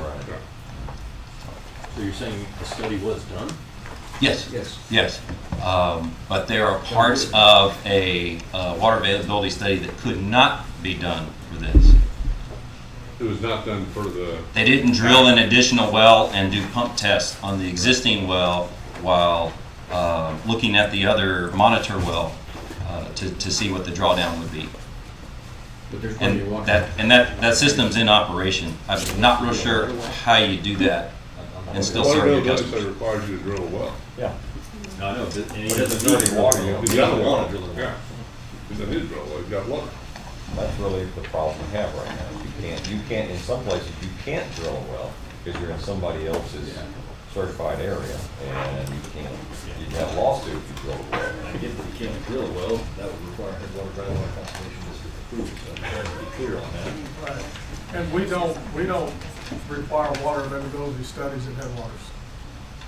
That's county. That's all right. Any other discussion? Got a motion and a second. In favor of the variance, say aye. Aye. Opposed? Unanimous. Thank you. Thank you all very much. Next timed item is 1.15, consider, discuss, and take appropriate action for the court to authorize the judge, Commissioner Precinct 2, Road and Bridge Administrator, and County Engineer to negotiate an engineering scope and fee with Tech Engineering for potential road improvements for the first 3 miles of Eagle Ridge Road. Mr. Hastings. Both the judge and Commissioner Paces asked that we place this item on the agenda. I think it will require the court to obviously authorize what you just read so that we could begin working on a scope and fee. We would bring that back to the court and ultimately the court would need to fund this somehow. This is just for the engineering study. Yes, sir. And this is it's what I refer to as value engineering of an existing road. Yes, sir. See what we have to do. We come back and give you several options. And something we all need to keep in mind, any development that happens in this county or in the city for that matter, in my experience for the past 20 years being in this community as well as years in other communities, it doesn't always happen overnight. More oftentimes than not, a subdivision goes in, especially if it's large acreage, it takes years for the traffic to follow. And so there is time, but the time to plan is today. The time to plan for the future is today. And that's what this is about. I anticipate that the engineer will come back with not only value engineering that says this is what you need to do today, but maybe 5 or 10 years from now, this is what you need to be on a schedule and these are the things you need to be doing to make sure that this road can handle traffic as the traffic increases over time. Well, Judge, whoever put this on the agenda, is this to develop the scope of work and then come back with an estimate of the fee? Yes, an engineering So no, I fee. mean, no expense, this is gonna come back to us once we get, you have an estimate right. from an engineering firm and And what it's I gonna cost. anticipate to be 4 to 6 weeks from now, we'd come back to the court. And it's right during budget season, so in my mind, it's fitting kind of that kind of schedule. It would be something that if y'all wanted to move forward on, you could adopt it into the new budget, or you could amend your existing budget to get started sooner. Yeah, my depending on- question is, where's the money to pay the engineer coming from? I don't know. That's what he's trying to. That's where I'm trying to get. Yeah. So, how do you make This is the a pretty motion? big precedent if we do this. Yeah. I mean, because that means that anytime there's a situation that the road needs improvement, like Wilson Creek, that whole road needs improvement. It's a collector road and it's got probably maybe a 30-foot right of way. Well, I'm hoping we will address that soon and Yeah. change some policy. But I'm just wondering, I mean, you know, this is one that makes sense, but this is a county-wide problem. It's not an Eagle Ridge problem. Right. And this is the immediate problem. It's one of many problems. This is the first development, proposed development off of the county road. All the rest of them have been off state highways. Well, there's one up by Milton, that's a county road. And one by hand, one by me, on Lane Valley, Wilson Creek. But they've had different access, some of them. Not where you are, Ryan. And not this many lots. Not this many lots. To this extreme, yes. Right. But I guess my question is, I'd like to get an estimate of what this is gonna cost by the engineer before we approve it. Yes. Well, that's what, but it's unclear here, we're approving the fee, it looks like by the agenda. If you're just gonna get an estimate of what it's gonna cost for the engineer to do the study, I'm okay with that. How about if we authorize it up to a certain amount? But not authorizing the actual engineer to do the work yet. I just wanna know what it's gonna cost for the engineer to do it. There will not be a cost associated with what we're asking you to do today. Yes. That's what I'm trying to clarify. I'm going to approve. Second. A motion and a second to approve negotiating with the engineering scope and fee with Tech Engineering for potential road improvements on first 3 miles of Eagle Ridge Road. Any other discussion? Mr. McGuire?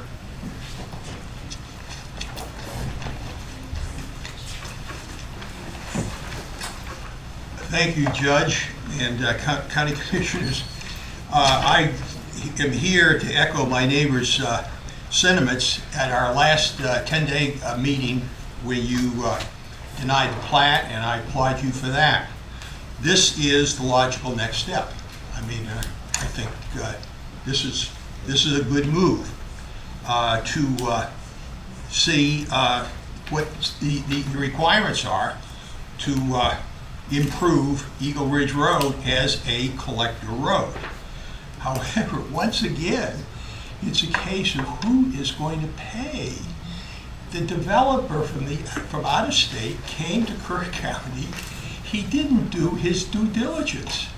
This was the kind of exercise that other developers who came previously and didn't buy the property, they walked away because they recognized the problem. This should have been a condition of his purchase. Any sophisticated developer would buy the land, if you will, if based on certain contingencies. And now, once again, he comes to the county. He did 2 previous engineering studies, both of which were deficient because he poor-boyed the studies and they didn't give proper instructions to the 2 previous engineering studies. We went, the neighbors, and hired a bona fide engineer and paid him good money, and he did a 50-page report. I think this is kind of kicking this can down the road again. So we would just, if you will, hope that, if you will, the county going ahead consider sharing with the neighbors the scope of the report that he's going to do, and that especially concerning the core sampling of the road, which is inadequate. If you will, 40% of that road is deficient. And we are not, I thought we got over the point of waiting until 2030 as far as traffic is concerned. The traffic has already started. The trailer trucks, the construction trucks, the cement trucks are not going to be coming in 2030. They're coming in 2023. They're right out there now. They're coming in 2024. So the study, if you will, needs to address this tremendous traffic that's going to occur immediately on Eagle Ridge Road, 2023, 2024. And I don't think that if you were putting stripes on or whatever is going to remedy the fact that the road is 40% deficient based on the rock engineering report. And it's already deteriorating. That road, if it's going to be addressed, needs to be rebuilt.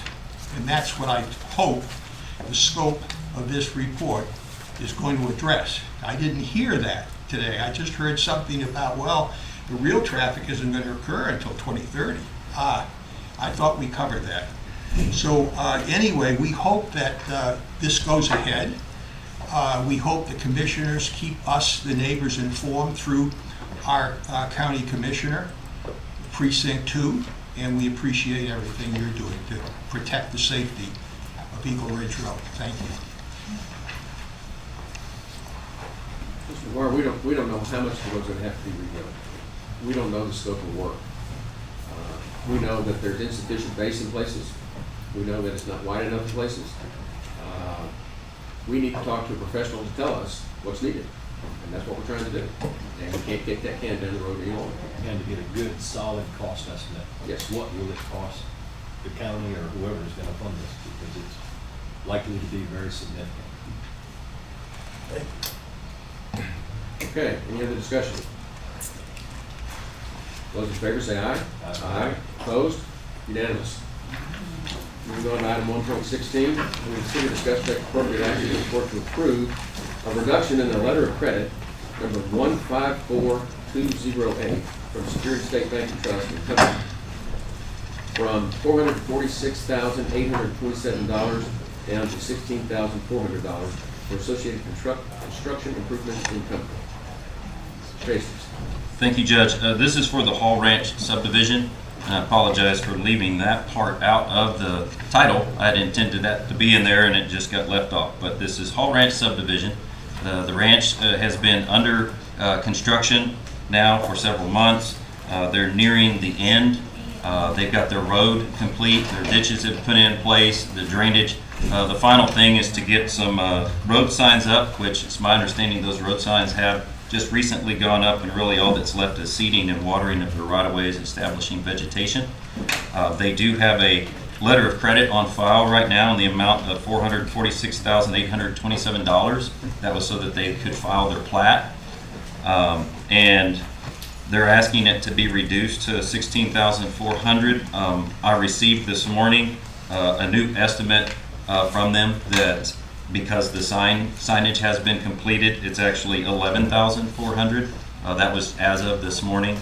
So on behalf of the developer, Jim Halley, I don't know if he's here, he's asking for this letter of credit to be reduced to $11,400.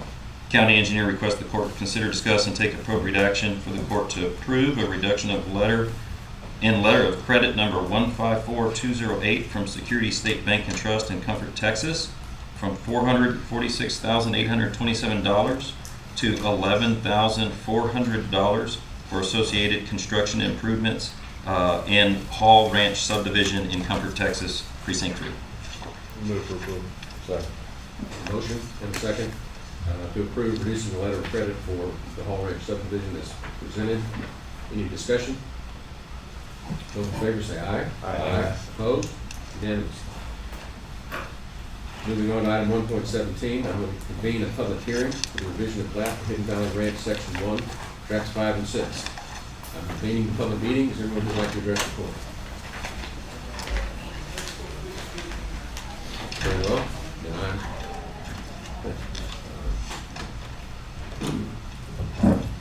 concluding the public hearing, and we'll move on to item 1.18, which is to consider, discuss, take appropriate action regarding the revision of plat for Hidden Valley Ranch, Section 1, Tracts 5 and 6. Thank you, Judge. We just held a public hearing. This proposal revises Tract 5 and 6. Tract 5R will be 5.19 acres with 90 foot of frontage on Felix Drive, and Tract 6R will be 5.57 acres with more than 300 feet fronting on Felix Drive. County engineer requests the court consider, discuss, and take appropriate action regarding a revision of plat for Hidden Valley Ranch Section 1, Tracts 5 and 6, Volume 4, page 33, Precinct 1. This is one of the plats that is on the, that has been vested into the 2007 regulations. Move for approval. Second. Got a motion and a second to approve the revision of plat of Hidden Valley Ranch Section 1, Tracts 5 and 6. Any discussion? Those in favor say aye. Aye. Opposed? Unanimous. Moving on to item 1.19, consider, discuss, and take appropriate action regarding the final plat for Great Sky Ranch Phase 2. Mr. Hastings. This final plat proposes 7 lots, greater than 5 acres each. Access will be from Great Sky Avenue. It's a newly constructed private road. Lot 85 is partially within the floodplain and must meet requirements for development in the floodplain. County engineer requests the court consider, discuss, and take appropriate action regarding a final plat for Great Sky Ranch Phase 2, Precinct 2. Move for approval. Second. We have a motion and a second to approve the final plat for Great Sky Ranch Phase 2. Discussion? Question that I probably shouldn't be bringing up. But I will. Judge made a comment earlier that we're talking about Eagle Ridge, that all the others have been state highways. So what's the difference from the safety standpoint?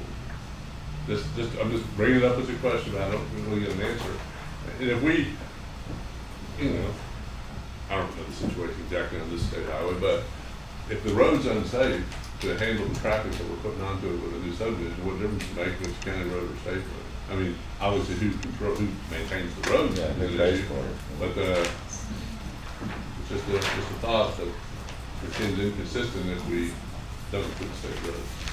In this case, this subdivision was already approved. Right. And basically, this was a revision to combine 2 smaller lots that were in front. No, sir. This is the front part of Great Sky Ranch. Yeah. They just didn't plat. Oh, okay. They only platted the road going through because they weren't sure what they wanted to do with those, with that acreage up front. Yeah. But now these lots are going to tie into their road. Yes. not the highway. Yeah. And I'm not trying to not approve this one, I'm in favor of this, I'm just bringing it up as an issue, it seems that for consistency. We do need to relook at our subdivision regulations, I'll agree with that.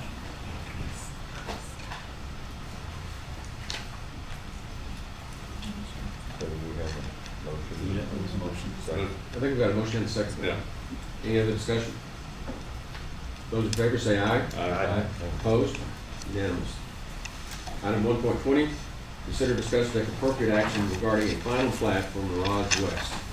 Mr. Hastings. This proposal creates a one-lot subdivision off of FM 1340 in Hunt. Lot 1 will be 5.2 acres fronting on FM 1340, and it will require driveway permitting from TxDOT. County engineer requests the court consider, discuss, and take appropriate action regarding a final plat for Mirage West, Precinct 4. I move for approval. Second. Got a motion and a second to approve the final plat for Mirage West. Discussion? Those in favor say aye. Aye. Those opposed?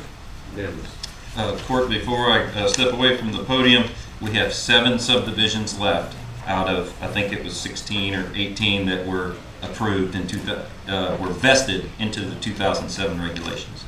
We ought to see those kind of close out in the coming months. Good. Item 1.21 is a public hearing I'm going to convene regarding a proposed change of private road name, Sherrill Drive South to Big Boot Hill South.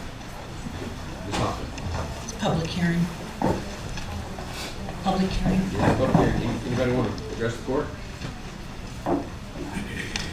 There being none, then I will adjourn the public hearing, and we will move on to item 1.22, which is to consider, discuss, and take appropriate action for the Commissioner Court to approve the proposed change of private road name Sherrill Drive South to Big Boot Hill South. Ms. Hoffman. Ashley Middleton applied through the Kerr 911 office on January 5th, 2023 to change the existing private road name of Sherrill Drive South to the new name of Big Boot Hill South. The public hearing was just held. At this time, I ask the Commissioners Court for their approval regarding the change of private road name of Sherrill Drive South to the new private road name of Big Boot Hill South, and this is in Precinct 4. What's the reason for got a motion? Second. Motion and a second to approve the name change. What's the reason for the name change? This is, gosh, it's been 3 or 4 months ago, first came up, and I threw up a little bit of concern to Kelly and 911, you know, a name of Cheryl. I thought, man, this could be somebody's great-grandmother or something, so, and we need to look into it. So that's the reason for the public hearing, and what have you, and obviously nobody spoke up, but it's a private road. Yes. Anyway, so. Well, where I'm coming, and I've talked with Mark, Del Toro at 911, and I really think that the presumption ought to be that we don't change names unless there's good cause. For good cause shown, we can change names. There's a certain hassle to doing all that. Sure. But if people don't even bother to show up and tell us why they want to change the name, why do we do it? Well, they did. There was a mix-up before. It didn't get the public meeting, didn't get advertised properly. The lady did come before when she thought it should have been done, and we couldn't do it. So this got kicked down to where we did get public notice in a timely manner, and it came today. I emailed her when we knew the exact time, and she acted as if she was going to come, but she Can didn't. anybody tell me what their reason is? I can't remember exactly. That's a good idea. But Mark was in favor, I know, because he was wondering why, you know, I had a little bit of pushback. He's right behind you. Oh, there he is. I'll come right in. The road name. You should go up to the road. Absolutely.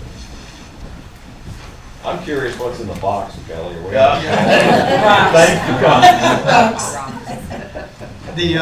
This is Mark Del Toro. Mark Del Toro, Executive Director, Emergency Kerr 911 Network. The road name change as requested met our standards for a road name. No duplications, no sound alikes. So as far as our office goes, it was fine. It's your decision on that. I cannot remember the exact reason she wanted it, but they're new property owners. They purchased this property. The road is existing. It has the name Sherrill Drive. They did not like it. Mark, you understand where I'm coming from? on the Oh, presumption? absolutely. Tell the public what all was involved in the name change from 911s. Thank you. I remember 911. Well, the citizen will come to our office first. That's our agreement as the addressing agents for Kerr County. They will come to us with their request.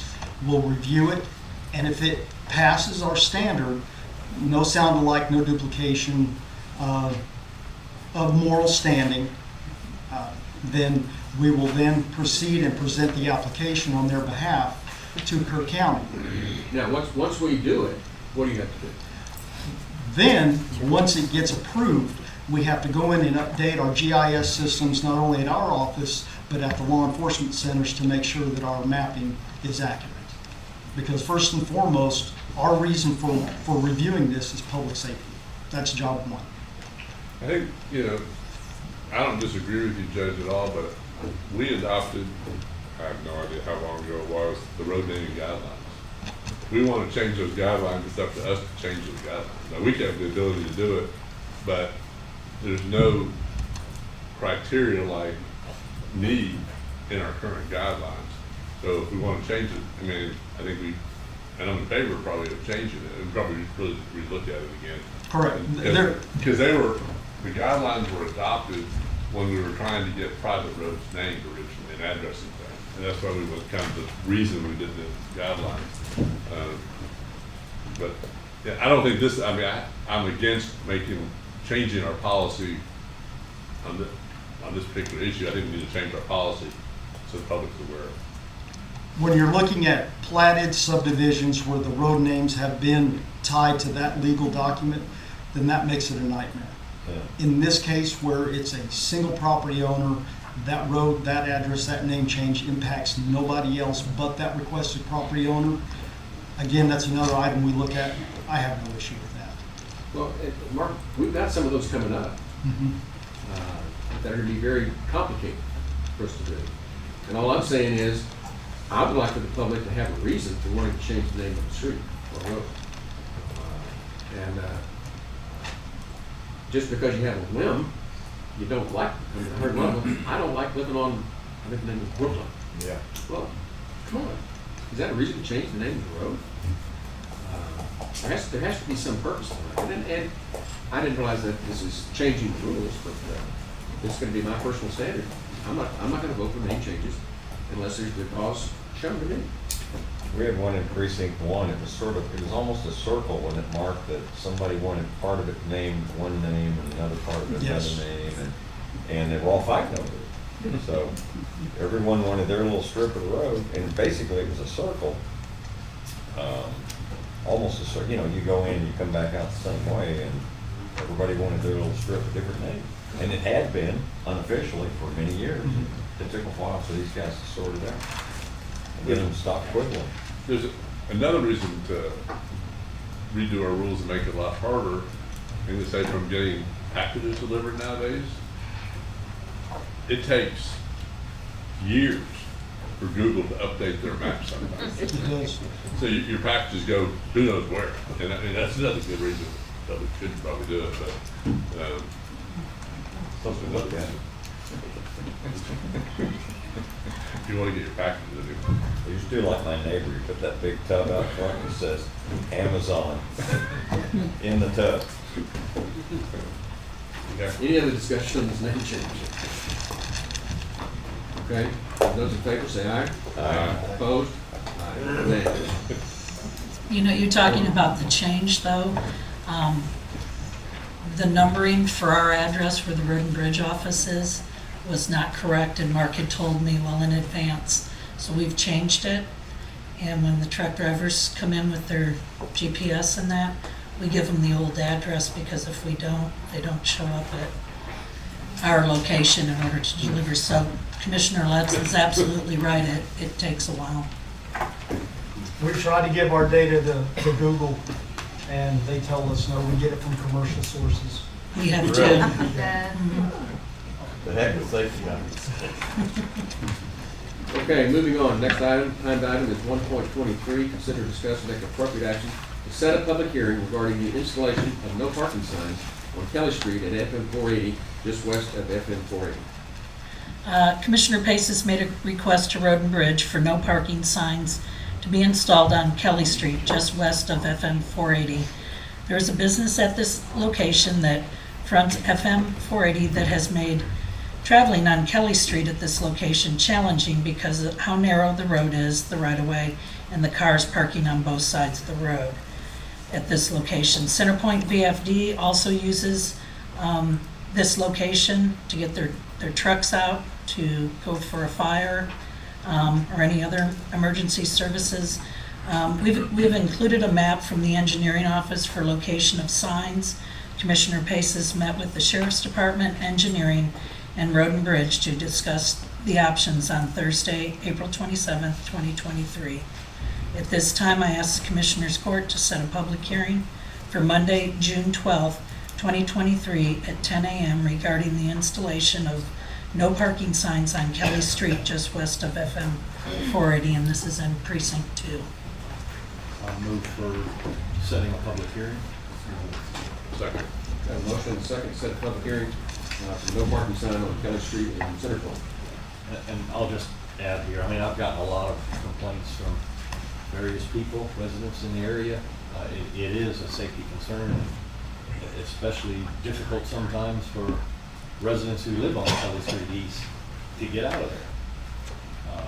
It's also a safety concern because effectively when cars are parked on both sides of the street, it becomes a one-lane road and doors open and we got a lot of pedestrian traffic. It becomes a safety issue for those folks too. You know, it's a result of the added commerce that we now have in Centerpoint, which is a great thing. And there's not a lot of parking available, which is another issue. But this is to preserve the safety and to ensure that people who need to transit on Kelly Street East are able to do so safely. Commissioner, the residences right there have parking behind their buildings, do they not? Some do. I mean, I guess my question is there any, and find out public hearing, I guess, are there any residences that need that space to park? I will find out in the hearing. I don't think so. I think that, you know, the main issue is when the new general provisions is open, and that's when you find those cars there. Now, fortunately, they're only open on Thursday, Fridays, and Saturdays, but that's when the real issue is. They do have parking right behind that store, so it's just not enough for the public. That's the problem. Crowded area. So we have a motion and a second to set a public hearing for June 12th? June 12th at 10 a.m. At 10 a.m. Any other discussion? Those in favor say aye. Aye. Opposed? Unanimous. Item 1.24, consider, discuss, and take appropriate action for the Commissioners Court authorization to go out for a rebid for crushed paving aggregate. Ms. Hoffman. We are asking the court to give us authorization for us to go out for a rebid on crushed paving aggregate. We placed our order on February 23rd, 2023 with the lowest bidder for a portion of our crushed paving aggregate. And we gave them a completion date to have that order delivered by May 1st. And when we contacted them, because nothing had been delivered, we were told two things. One, a temporary TCEQ permit had expired and that they were having trouble with their rock crusher. Our next question was, when will you be up and going? And they could not give us a date. We've already started our seal coat program. We feel that we have given that vendor plenty of time to do our order. The next lowest bidder we went to, we had problems with the sizes of the rock, and it was only 2 bidders for the crushed paving gravel. So we're asking the court to allow us to go back out and rebid just the crushed paving aggregate. And we'll be sending, you know, the bid forms to everyone. But we don't have a whole lot of options. The sizing on the second lowest bidder, we had problems with that. Move for approval. Second. Got a motion and a second to approve rebidding the road bridge rebidding the crushed paving aggregate. Any discussion? All in favor, say aye. Aye. Opposed? Unanimous. Thank you. Thank you. Now, moving down to the one we passed earlier, 1.29. Consider discussion as appropriate action to determine whether to allow retail fireworks permit holders to sell fireworks to the public in celebration of Memorial Day beginning May 24 and ending at midnight on May 29. And I know Mr. Jeffers is here. He's getting me. Okay. Boy, good timing, go straight to the podium. All right. All right. I've been out there relaxing. So, how do you want me to start this? Well, let me start it. This is something we have to do to approve selling fireworks for Memorial Day. And I checked the Byron report like I always do when we do this, and Kerrville's between 500 and 600, which is all right. And I thought, I know Mr. Jeffers has a fireworks stand for his church over in Ingram, and let you go. Okay. You'd like to sell fireworks, right? Oh, I love selling them. I like depositing a check better though. I took it in 2010, and when I did, the people that own it actually have a camp that I rent from them, and I do a free camp for teenagers in the summertime. They don't have to be from here. They can be from San Antonio, Blanco, wherever. If the parents hear about it and want them to come, they can come.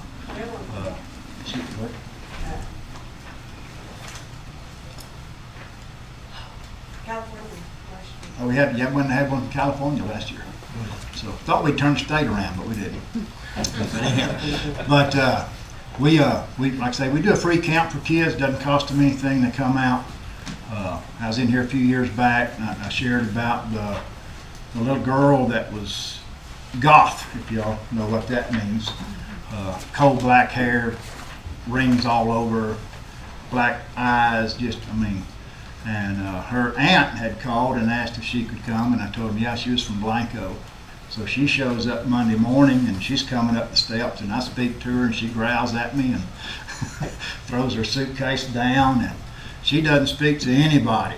Monday, Tuesday, Wednesday, and had a couple of girls in there that was just awesome young ladies, and every day they would go to the concession stand and get her Cokes and chip, Coke and candy and just give it to her and say, thought you might like this. They would never pester her at all. So Thursday morning, I was sitting there, had breakfast out and ready, and these three girls come up, and one of them I did not recognize.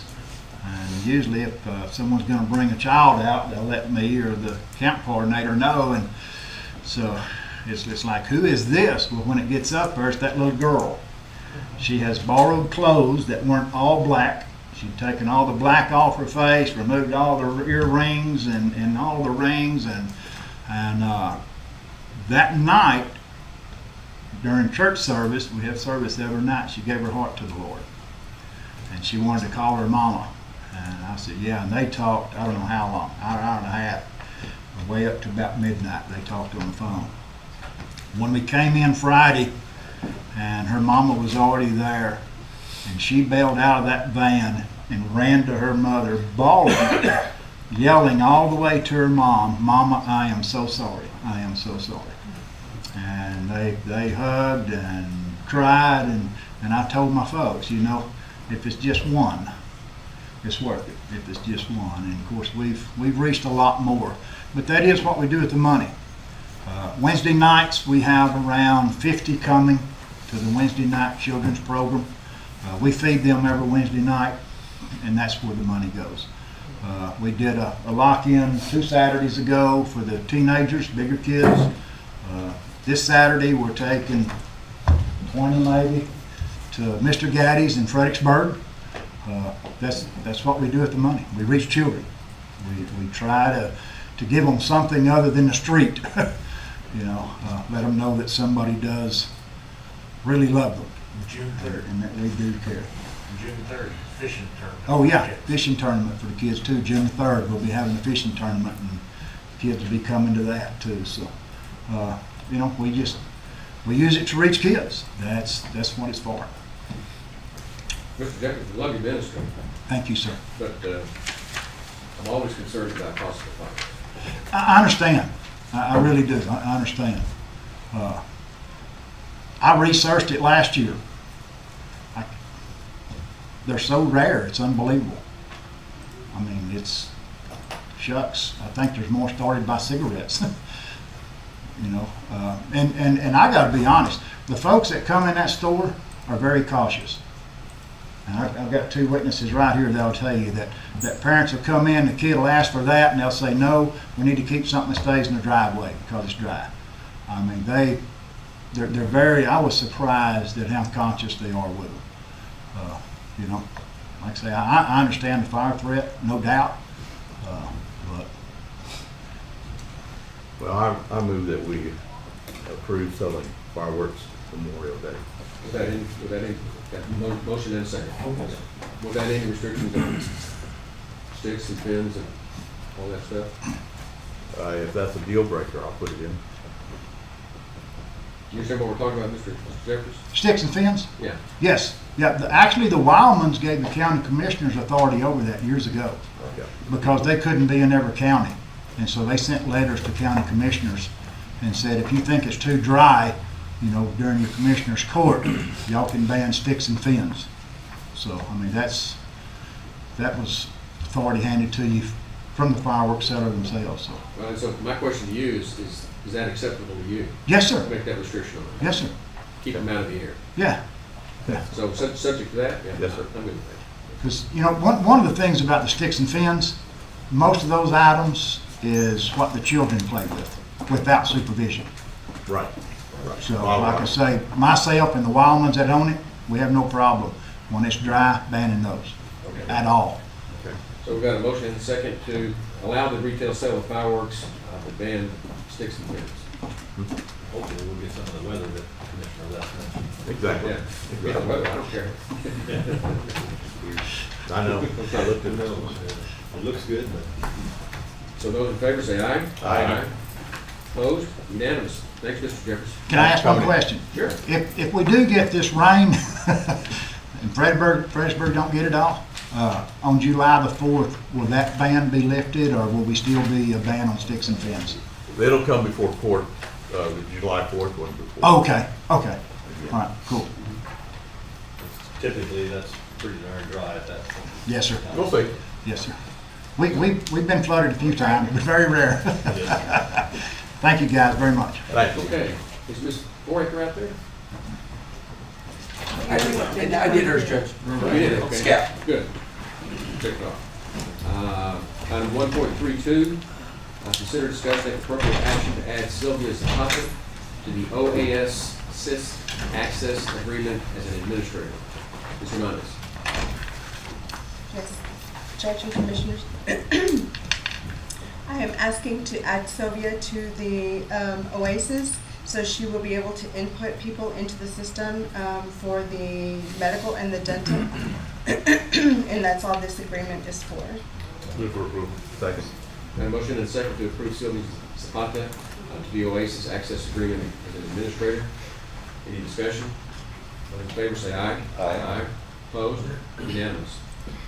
Item 1.33, consider, discuss, and take appropriate action to approve the job description for the part-time assistant court coordinator receptionist for the district court administration. Ms. Hernandez.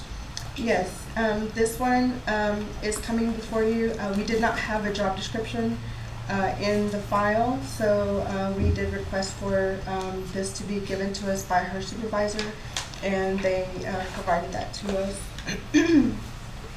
I move for approval with an addition to it slightly that this is for the employee. This job description is only for her work for 25% of her time working in the county.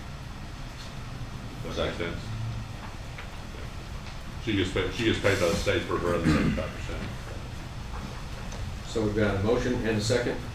We have a second? Yes, sir. to accept the part-time assistant court coordinator receptionist for the district court administration. Any discussion?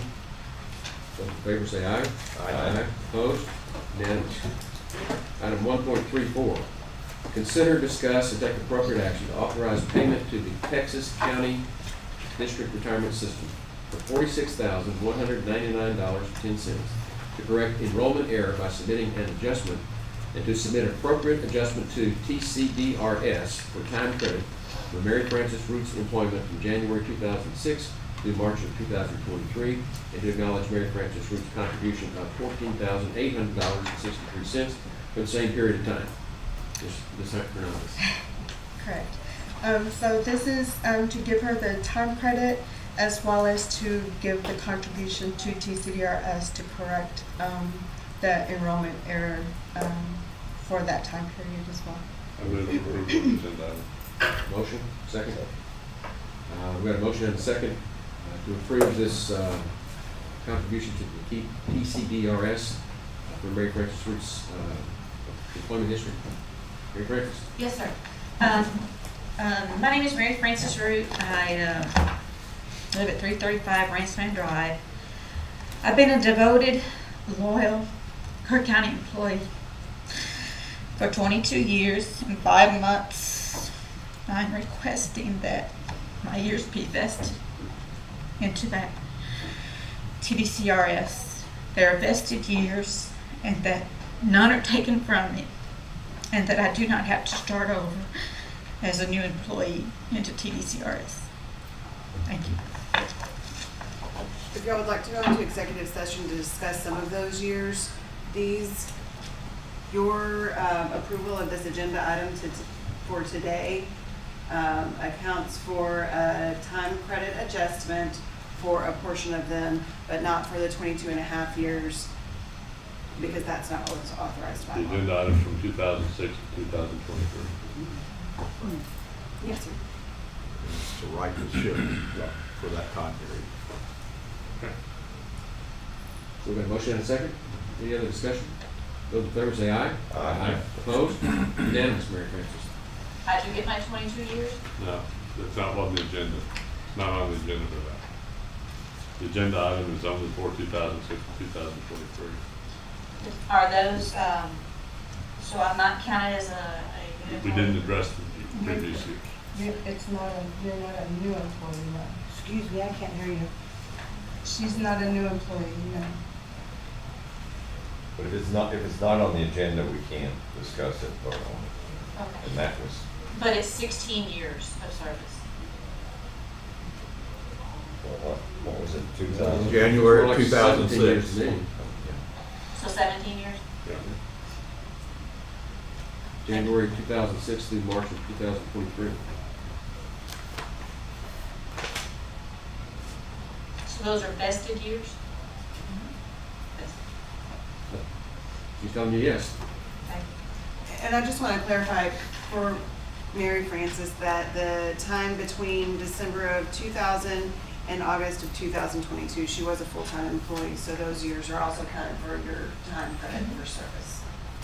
So we're getting closer to 22 years. Yes. Thank you. Time flies, huh?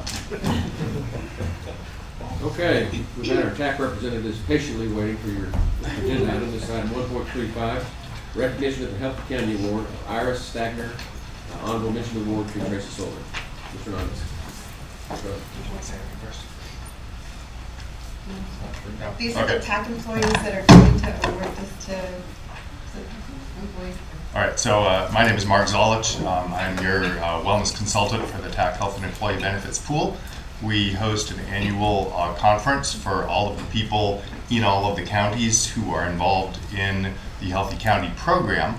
And every year we do this Iris Stagner Award, which recognizes the top person or people who are the boots on the ground for the program in the county. And so this year we recognized a winner and then a couple of honorable mentions. And we selected Tracy as one of the honorable mentions. We recognized her at this conference in front of 200 of her peers but we wanted to recognize her in front of all of you, her local community, your commissioners court, etc. So Let's get her up at the podium so I can see her. yes, yeah. Come on, Tracy.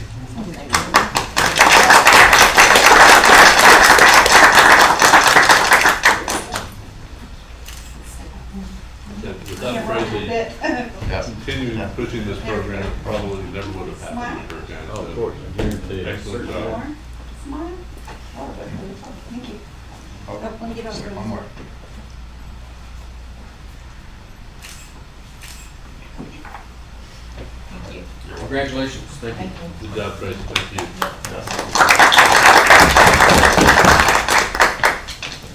Item 1.36, Kerr County Mid-Plan Year Review, presentation from TAC representative in regard to the Texas Association of Counties Health and Employee Benefits Pool. Judge, may we approach? We have some handouts.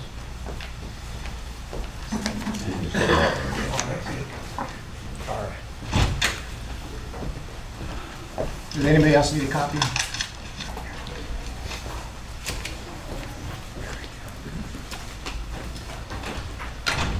Do you have an extra? Thank you.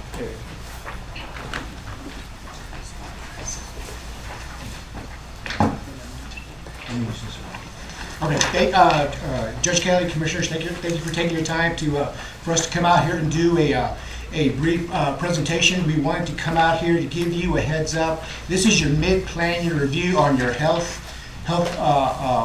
and dental with the Texas Association of Counties. Kerr County has been a long-time member of our pool, and we want to come out here and just go over this mid-year review really quick. And I know y'all had a really busy agenda, but we just want to do this because we do want to kind of give you a heads up of the upcoming renewal that's coming up as well. All right. So if you turn to that first page, this is just our TAC fundamental that we live by. Fundamental number 3 is deliver unbelievable customer service. You are very familiar with TAC, the services that we provide at TAC and everything. That's where we hold our hat on customer service to provide y'all whenever y'all need answers, whenever you need questions. We're here to help you to give you the answers. So Mark and I don't think I introduced myself. Ernesto Martinez, employee benefits consultant with TAC. Mark and I are here to serve not only Kerr County, but we serve all of our county and county entities who are part of our pool. Even if you're not part of our pool, we still serve you whenever they need questions asked. But that's the value. If you look on this second page, the value of TAC HB membership. This is where we stand alone. This is the value that we bring compared to standalone carriers. This is where Kerr County is able to take advantage, and our goal is to provide long-term stability rates. And where that comes from is that where we are different from anybody else is our size, is the pooling. Okay, the partnerships is what we are a part of. We have over 47,000 lives in our pool, and as you know, size matters in Texas, right? Or not even in Texas, but everything's big here in Texas. But we have a lot of say when it comes to adjusting fees with our vendors, with our contracts. If you're in a small pool, you may not have that leverage to do those renegotiated fees, but that's where our size are able to take advantage of that at the benefit for our members. And of course, the pooling effect, the more people we have, the more belly buttons we have in our pool, we're able to spread that risk throughout the pool. There's always years where counties have a high loss ratio, a high cost claimants, and there's counties that do not. That's where we're able to, that pooling effect where some of those contributions that are coming for other counties are doing well, that helps the other counties with paying out their claims. So that's the power of the pooling. And of course, the partnership is Blue Cross Blue Shield on the medical side and the dental. And on the pharmacy side, we have Navitus Solutions. All right. So real quick, this is just, I'm not going to go into detail. You know your plan. Your plan has not changed. You have a very wonderful benefit compared to the private market. Your deductible alone is a $1,500 deductible. If you compare that, that's what's being offered nationwide. The average is about $3,000 or $4,000 deductible that are being offered out there in the private market.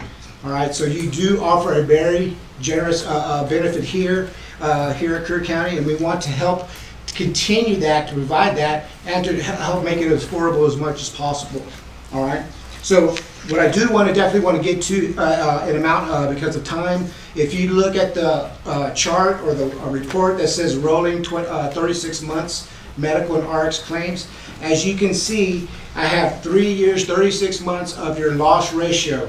And as far as loss ratio, individually, we want to see a county about 86, 88% loss ratio. That's where you're breaking even, okay, as far as the collections of contribution we're collecting in order to pay out your claims. The pool target ratio is at 94%, okay? So we want you to come under 94, but also under 88, 86%. Right now, as you can see, for this year, for us, March going all the way back to April, you're running at an 80% loss ratio, which is very good. That's exactly where we want you to be seeing. And if you go back next year, last year, the year before, you're running at 89, okay, 90%. And then the year before that, 80%. So for the past 3 years, you've been trending very well as far as your claims. Okay, so that's exactly where we want y'all to be and everything. Okay, you are a little bit larger group. Your claims have a little bit more credibility, okay, or predictability. So a lot of your renewal increases does have a huge percentage does looked upon on your claims. We do take consideration on demographic factors and your area factor as well. So there's different factors and components that come to a conclusion on determining your renewal. All right, so this other chart here is your 12-month loss ratio. I already told you you're running at an 80% loss ratio. If you turn over to the next page, it says the county history report. This is an awesome report to give you your history, where your renewals have been compared to what the pool average increase have been for the past 5-6 years as well. Okay, so Kerr County, if you take a look at this real briefly, you have definitely benefited from being part of the pool. There is a surplus distribution column right down here.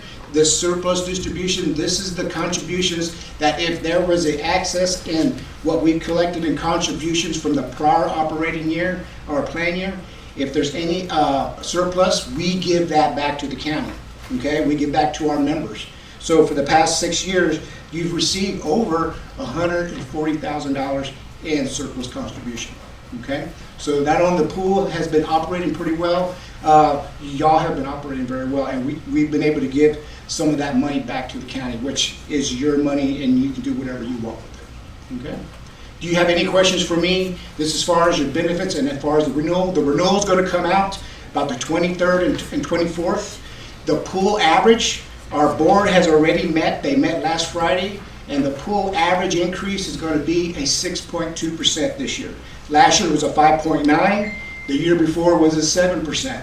So the average increase for our pool members is starting at 6.2. With your loss ratio, more like it's going to be something below that 6.2 because your loss ratio is looking very well. I don't have an exact number, but that will come out here in about 2 weeks. Any questions for me, Commissioner, Judge, at all? I just appreciate the explanation. Good, thank you. All right. Thank you. I'm going to turn it over to Mark, and he's going to go over some wellness program there. Yes. So I'll keep it brief, but I just want to provide a little insight in terms of overall patterns and trends within your employee population. Nothing specific to any person though. So you can see on this page we have top 3 diagnostic categories, top 3 chronic conditions, and top 3 prescription categories. Just to give you an idea of where you're at with the number of claims and the costs. And of course, as a wellness consultant, I'm always looking at which one of these, if any, can be affected at all by lifestyle choices or by changes or any programs we can implement or programs that we already offer you that your employees may not be aware of or are not utilizing would help control some of these costs. So obviously, circulatory issues is the #1 diagnostic category. That's often the case. That's usually the case within the pool as a whole and is the case within your county, but that is something that lifestyle can have an impact on. Musculoskeletal as well. This is neck, spine, joint issues, often driven by joint replacement costs, hip replacement, knee replacement, that sort of thing. 2 of the top 3 conditions can definitely be affected by lifestyle as well.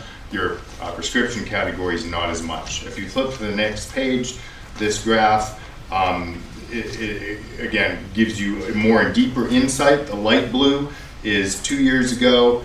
Excuse me, the medium blue is 2 years ago, the light blue is 1 year ago, and the dark blue is this year. And this particular, this is a different reporting system than the prior slide, so the time frame is a little different. The prior page was all based on rolling 12 months. This is calendar year 22, 21, and 20, looking backwards. So you can see there's a significant increase in circulatory and in nervous system disorders are the 2 biggest increases. And you have some decreases as well with injury and poisoning. That could be automobile accidents. Hard to know exactly what it is without drilling down further. But also a decrease in neoplasms, which is cancers, and that's really good news. Flip the next page. You can see both annual physicals and dental screenings, the number of claims and the number of claimants. You're getting really good coverage with a lot of people are using their dental plan. That's great news. I did a presentation at the County Management Risk Conference about the correlation between your dental and oral health and your physical health, and it's a very surprising and large impact to both health risks and financial in terms of driving claims. So healthier teeth equal healthier people, and y'all are doing really well on that. And your the wellness incentive program that y'all have in place, I think, is helping drive those annual physicals, which is great. If we skip to the final plan review page, I'm going to just touch on the observations here on the left. So as I said a few minutes ago, your musculoskeletal category was the 2nd highest category, yet only 4 people participated in Erasti. So what I'm doing is drawing attention to what can be done or implemented or improved to help continue to control claims in the future. So if there's not much of a spend in the musculoskeletal, but we have low participation in Erasti, that's an opportunity, right? More people participate, that will help control claims, it will help prevent surgeries, because it's a non-invasive, inexpensive way of dealing with musculoskeletal issues. You have 200 members combined with both diabetes and or hypertension, high blood pressure. We have a program for both of those. It's called Livongo, but you only have 35 employees using that. So that definitely we're going to work on increasing awareness and participation in that program, because when you control your numbers closely with both of those conditions, that helps control catastrophic events and helps control costs. And finally, with the not only those conditions, but hypertension and hyperlipidemia, participation in OMADA and Wonder Health will be helpful as well. That helps prevent heart disease, lose weight, etc. So in summary, those are 3 areas that I will work with Tracy and your HR team on helping get greater awareness and participation in those. Do y'all have any questions? Can you very quickly? Yeah, absolutely. Erasti, Livongo, and OMADA? Sure. So I'll start with Erasti. So Erasti is a specific way of treating pain in the body. The majority of pain, aside from like GI issues, the majority of pain in most people's body is driven by the soft tissue, the fascia, if you will. And so Erasti is a way of treating the soft tissue in the body that's causing the pain. So the practitioners, rarely do they do an MRI. It's actually functional testing, where they figure out what's going on. Let's say it's a shoulder issue. Well, which muscle is it? Which tendon? Is there separation? What's going on? So they diagnose it, and then they treat it 2 ways. The first is they get in there with pretty intense, deep tissue to break up scar tissue, release the fascia, bring blood flow to the area, which brings nutrients and helps with the healing process. And then the second part of the treatment is dealing a separate person who's essentially a physical therapist helps teach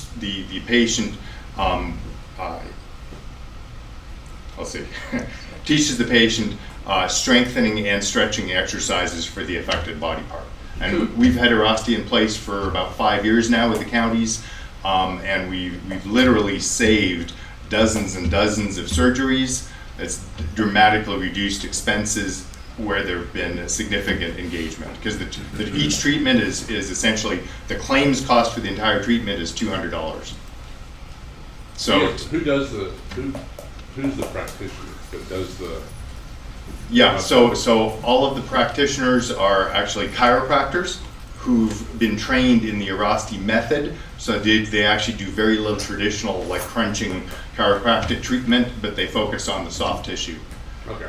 Commissioner, yes. the closest one is in Bernie though. Mhm. Yeah. So we've had them come here, but it's been a few years, 3 or 4 years.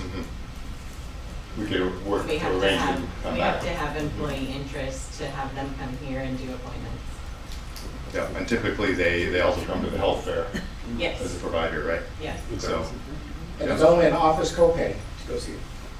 Yeah, yeah, and the typical number of treatments to completely resolve pain is 3 treatments. So it's a total of $600 claims cost, whereas you take, low back surgery or neck surgery or something like that, and we're talking tens of thousands of dollars. So it's a very cost effective and essentially zero risk, because it's not invasive at all. Livongo?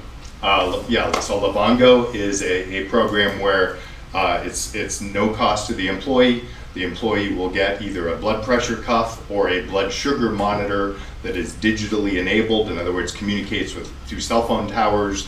They get an app. They work with a coach to help put their numbers or get their numbers in a place of tight control. There's like emergency alarms where it's optional, but certain family members can get notifications if that person's blood sugar is too low or too high, and a coach will reach out. The same with a hypertension. So it's a way of helping an employee keep those numbers under tight control. It's digitally enabled. It's free for the employee, and any employee or member, because of family members too, with diabetes also gets free test strips and lancets to use with the device for as long as they're in the program. Okay. So no copay on those. That sounds good, but if I'm in trouble, I want to call 911. Well, if you're that level of in trouble, yes. But here's one of the neat things. For example, super low blood sugar can be a life-threatening issue with people with diabetes, and it will actually can trigger an alarm that can be sent to your primary care doctor and/or a family member, letting them know that you're in trouble. Again, 911 is my preferred. Yes. Anything else? Any other questions? Thank you. Okay. Thank you. Okay, next item on the agenda is the budget. I'm going to pass that for the time being. We've got a time down in the 1 o'clock, so we're going to the approval agenda, which is 2.1.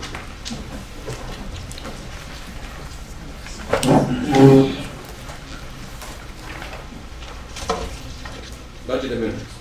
Yes, you have before you 3 budget amendments. The first 2 are line item transfers, and the third one is recognition of the stipend that was approved on the 25th, the budget for that. Move for approval. Second. Got a motion and a second to approve the budget amendments as presented. Any discussion? Those in favor say aye. Aye. Opposed? Unanimous. 2.2, pay bills. Yes, today's invoices for consideration amount to $957,972.22. Move for approval. Second. Got a motion and a second to pay the bills as presented. Any discussion? Those in favor say aye. Aye. Opposed? Unanimous. 2.3, late bills. There are not any. 2.4, auditor reports. Yes, you were presented with 3 internal audits for the district clerk's office, the treasurer's office, and the animal control services. We just ask that you accept the reports. Move for approval. Okay, second. Got a motion and a second to approve the auditor reports as presented. Any discussion? Those in favor say aye. Aye. Opposed? Unanimous. Monthly reports. Yes, for January 2023, Amended monthly report, District Clerk Dawn Lance for March 2023. Amended monthly report, District Clerk Dawn Lance. Treasurer's monthly report, Tracy Sullivan. For April 2023, Environmental Health OSSF Director Ashley Batters. Veteran Services Office, Jenna Sanchez. Constable Precinct 1, Tommy Rodriguez. Precinct 2, Kyle Snyder. Precinct 3, Paul Gonzalez. Precinct 4, Brad Ryder. Justice of the Peace, Precinct 2, Gerald Horn. Precinct 3, Kathy Mitchell. District Clerk, Dawn Lance. Treasurer's Payroll Report, Tracy Sullivan. I move for approval. Second. Have a motion and a second to approve the monthly reports as presented. Any discussions? All in favor say aye. Aye. Opposed? Unanimous. 2.6, court orders. Yes, we have the court orders from our April 24th meetings, numbers 39933 through 39960, and then court order 39961 from our special meeting on April 28th. Did have one change. Order 39938 is related to the freshwater mussels in the Guadalupe River. It originally read, I don't read the whole thing, but it originally read that we supported the listing of the freshwater mussels. I don't think we supported the listing of the mussels. I think what we did is support the, I changed it to read is approved to support Guadalupe Blanco River Authority and Upper Guadalupe River Authority in working on a habitat conservation plan for the listed freshwater mussels per the Endangered Species Act. I didn't want it on record that we supported the listing of those mussels. Plan, not the mussels. Right. And with that, I move for approval. Second. Got a motion and a second to approve the court orders as corrected.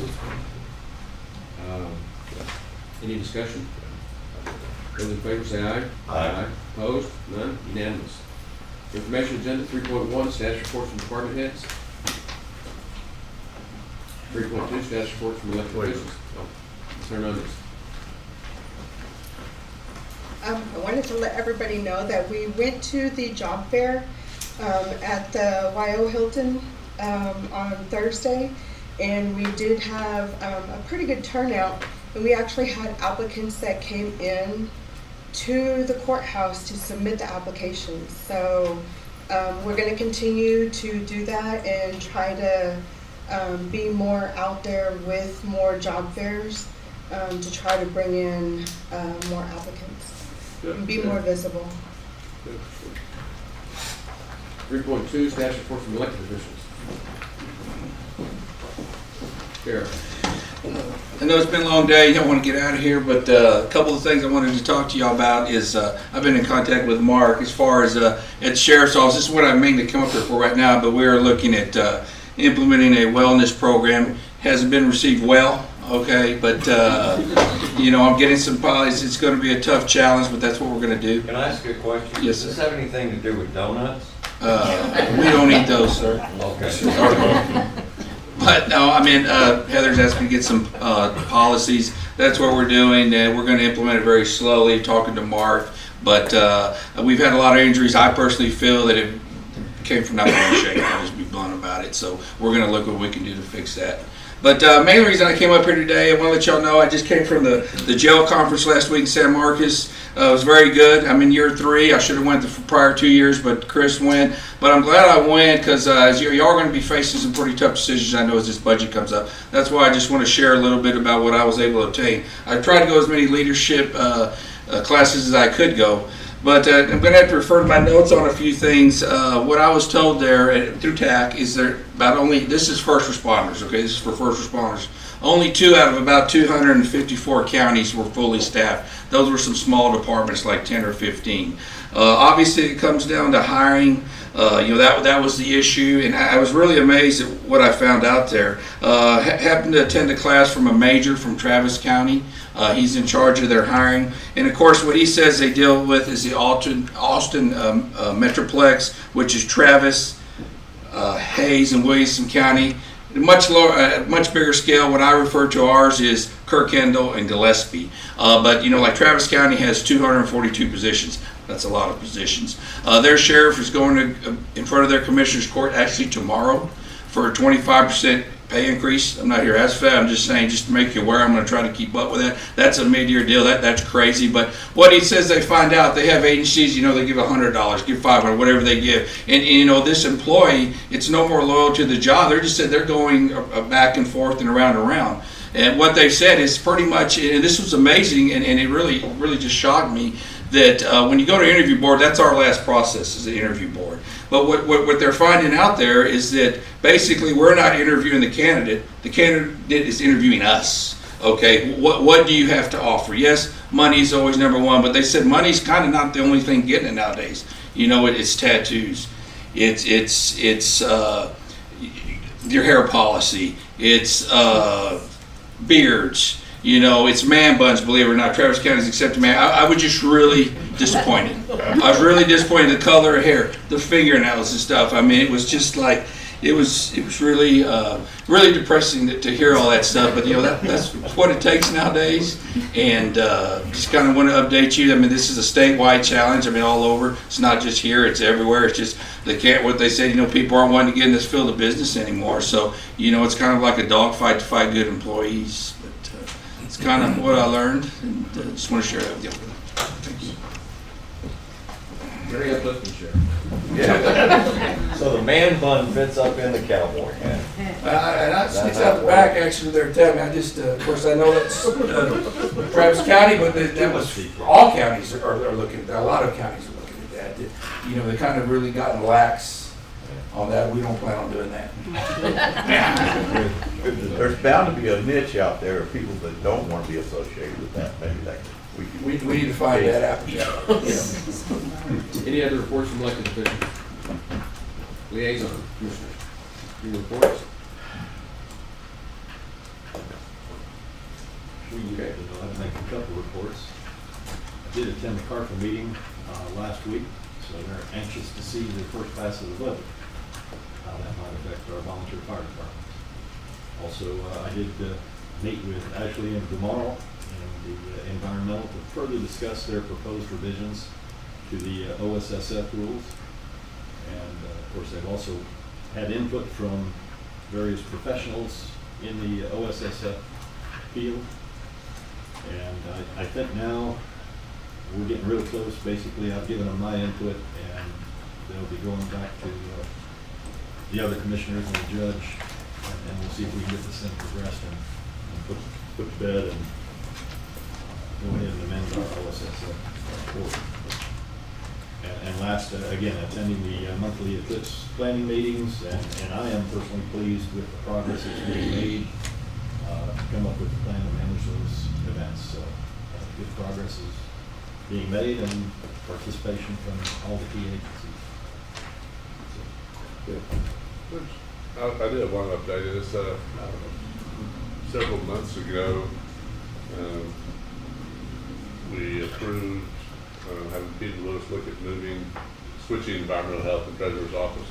And that process was that Tracy and Ashley met with Peter, came up with what they would like in their offices. Peter had a cost estimate done, and it was extremely high, more than I think, so high that I would not bring that number to the court. So we're looking at that. I've met with the judge a little bit about it. This is to give him the updated dollar amount. Well, I'll give you that. It was $250,000. Swap offices? Well, swap offices, and then there's things you have to do, lead paint analysis and looking for mold and city permits, and there's a lot to it. It's not just, so we're looking at exactly how we handle those two departments right now and what can be done.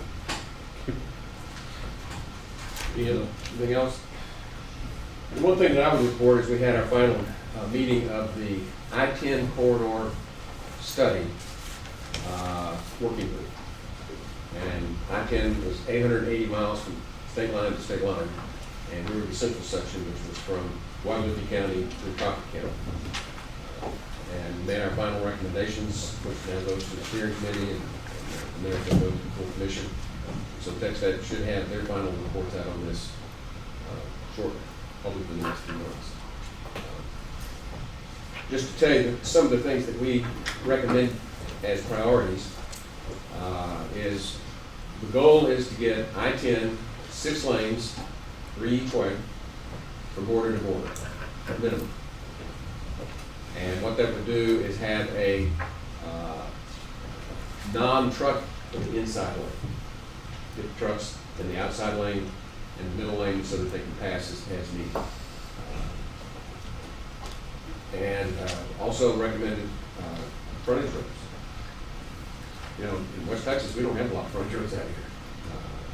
And they don't, in the eastern part of the state, they don't even think twice about it. But in addition to that, we focused on areas that need immediate attention. And the consensus was Highway 46, from Bandera to Bernie to the Broncos, and from the Broncos down to Seguin. Needs attention. It's a very high priority. Another one that we focused on is improving all of US Highway 290, all the way from where it intersects out on I-10, and all the way back east. We need to try to get 290 to be a somewhat parallel corridor for I-10. We will move that traffic. So these are some pretty important recommendations that we came up with. I think all of which are pretty pertinent to us. So that's what we did in central section, and I'm glad to have that on. Anything else to report? Okay, let's take a 5-minute break. We'll break into executive session. We come back.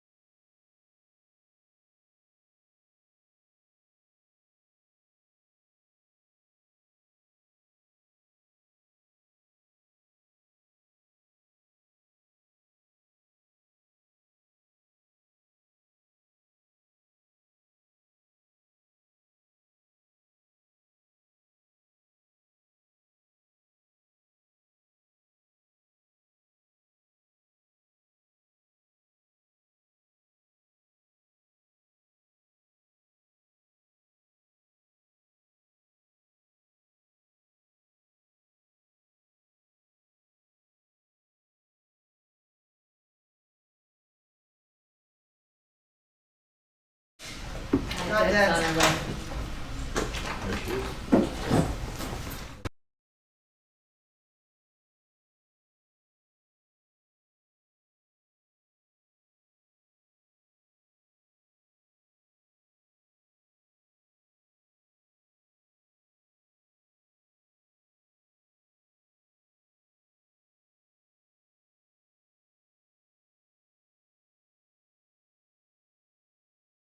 They just emailed it.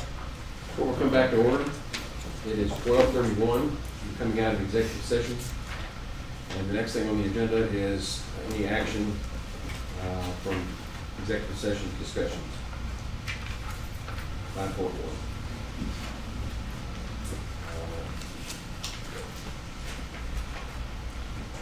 I make a motion with regard to 4.2A, which is to consider, discuss, take appropriate action to allow donation of sick time and/or PTO hours among employees. Read my motion. Yes, sir. A motion to approve employee donations of sick leave and adopt the donation form presented by Human Resources today on a trial basis for a period of 90 days. That's my motion. Second. Got a motion and a second. Any discussion? I think it's self-explanatory. Yeah, we're trying it. Who made the second? I apologize. Oh, thank you.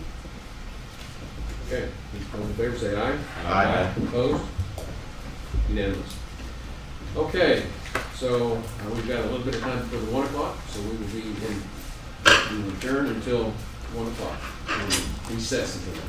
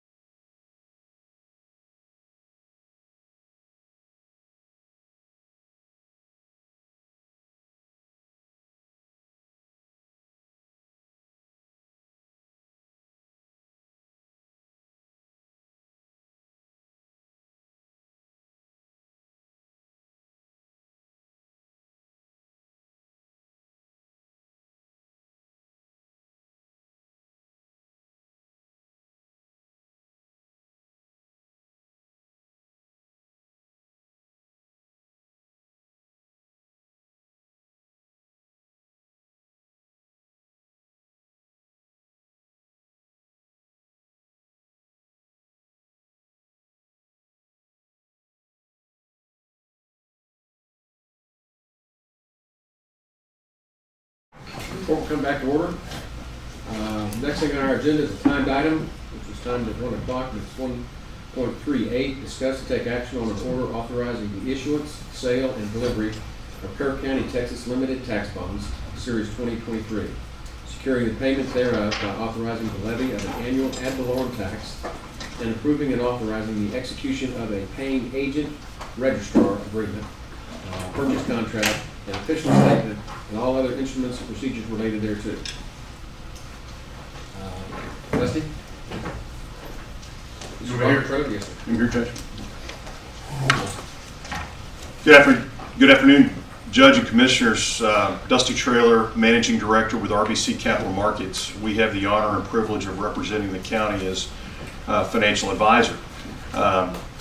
Since your election back in November, we have been in the process of working towards the sale of the portion of the bonds, I believe it was Proposition C, that passed in November, the portion of the bonds for the animal shelter.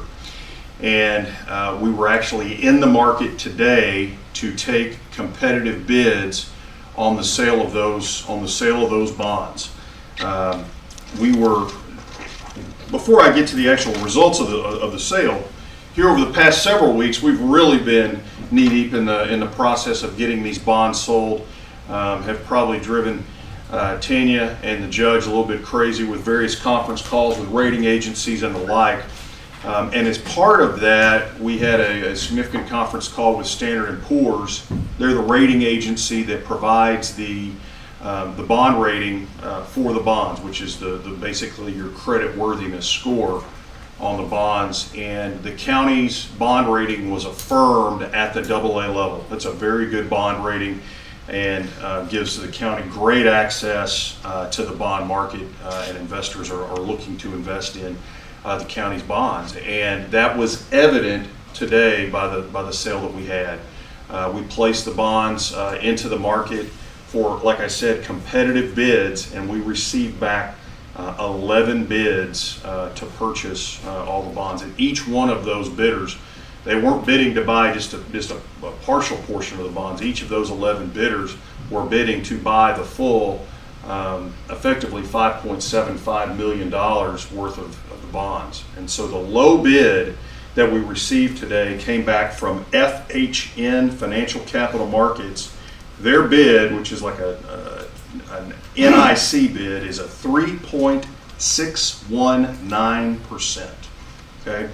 And all of the bids ranged, so the 3.619 was the low bid, the high bid was a 3.76.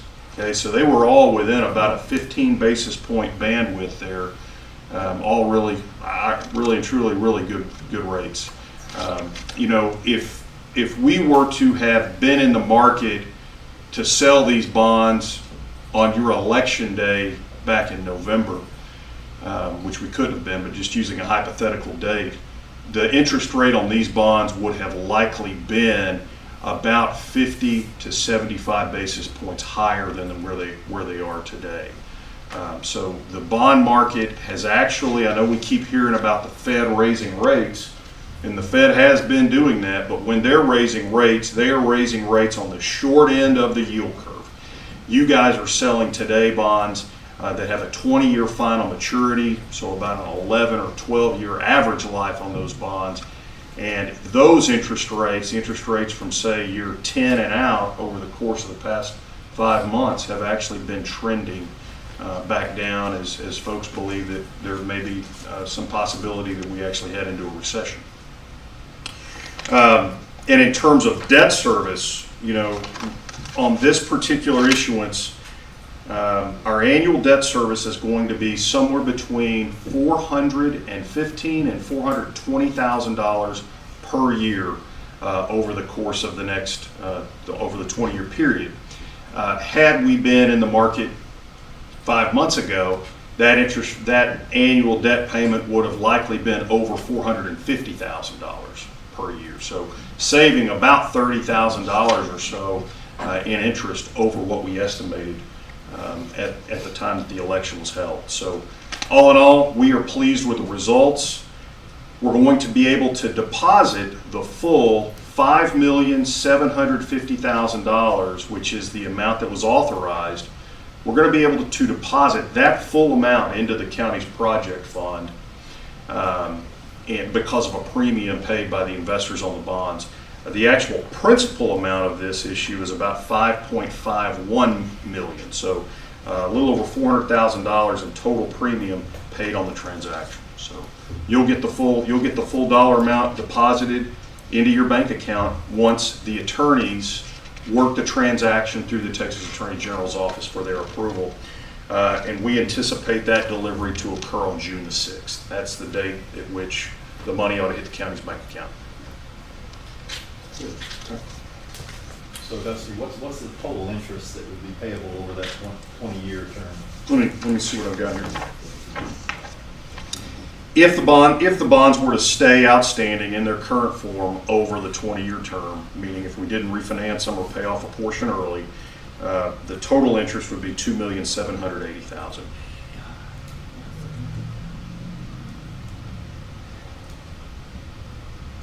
We're talking about fixed rate? This is fixed for the life of the bonds. The bonds. So then that's just the first part. Make sure that I ask the question correctly. All right. So if that's a fixed rate, why does it fluctuate from year to year? What do you mean? You just said a minute ago it would be this price one year, this price next year, and so on. No, I think you gave a ballpark. Well, he said between 415 and 420. You said the 450. That's your final fixed rate you're talking about. I took you to mean that 1 year it might be 415, 1 year it might be more or less. I'm talking about the annual debt service payment Uh-huh. would be between 415 and 420. When we sell municipal bonds are sold in $5,000 increments. So when you go and make your payments, it's not quite like a home loan for us where we get the exact same payment each and every month. That payment each year fluctuates just slightly within a band of $5,000, but the rates are fixed for the life of the issue.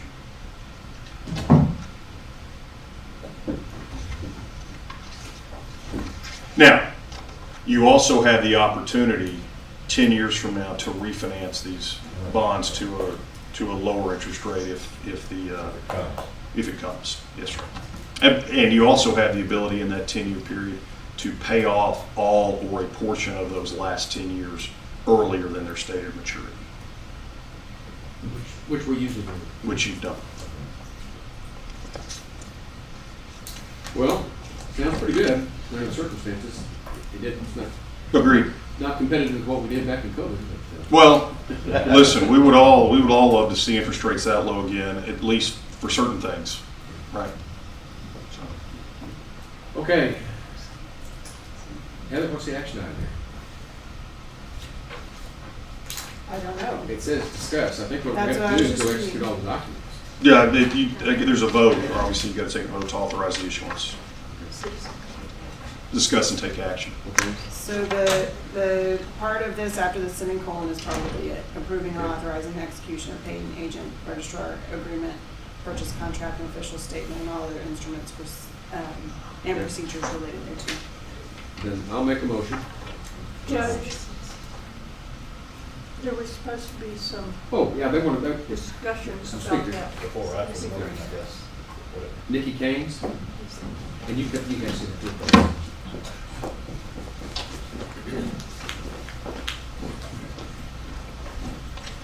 Again, gentlemen, thank you. Nikki Kanes, I do live in the county. I am looking at this, I agree with Mr. Trainer. The interest rate looks good, but when you look at the overall interest rate, we're talking taking out $5,750,000, but we're going to end up paying an additional $2,780,000 just on interest. That's where it kind of hits me. And when we voted on it, at least, you know, of all three of the bonds, this was the lowest bond that was approved. And without more clarity in the bond language, the voters did not maybe realize that the full amount did not include this interest. They voted on a specific amount, and okay, let's go with the specific amount. I've also heard that the county or the animal shelter has land that they can sell and put toward this debt.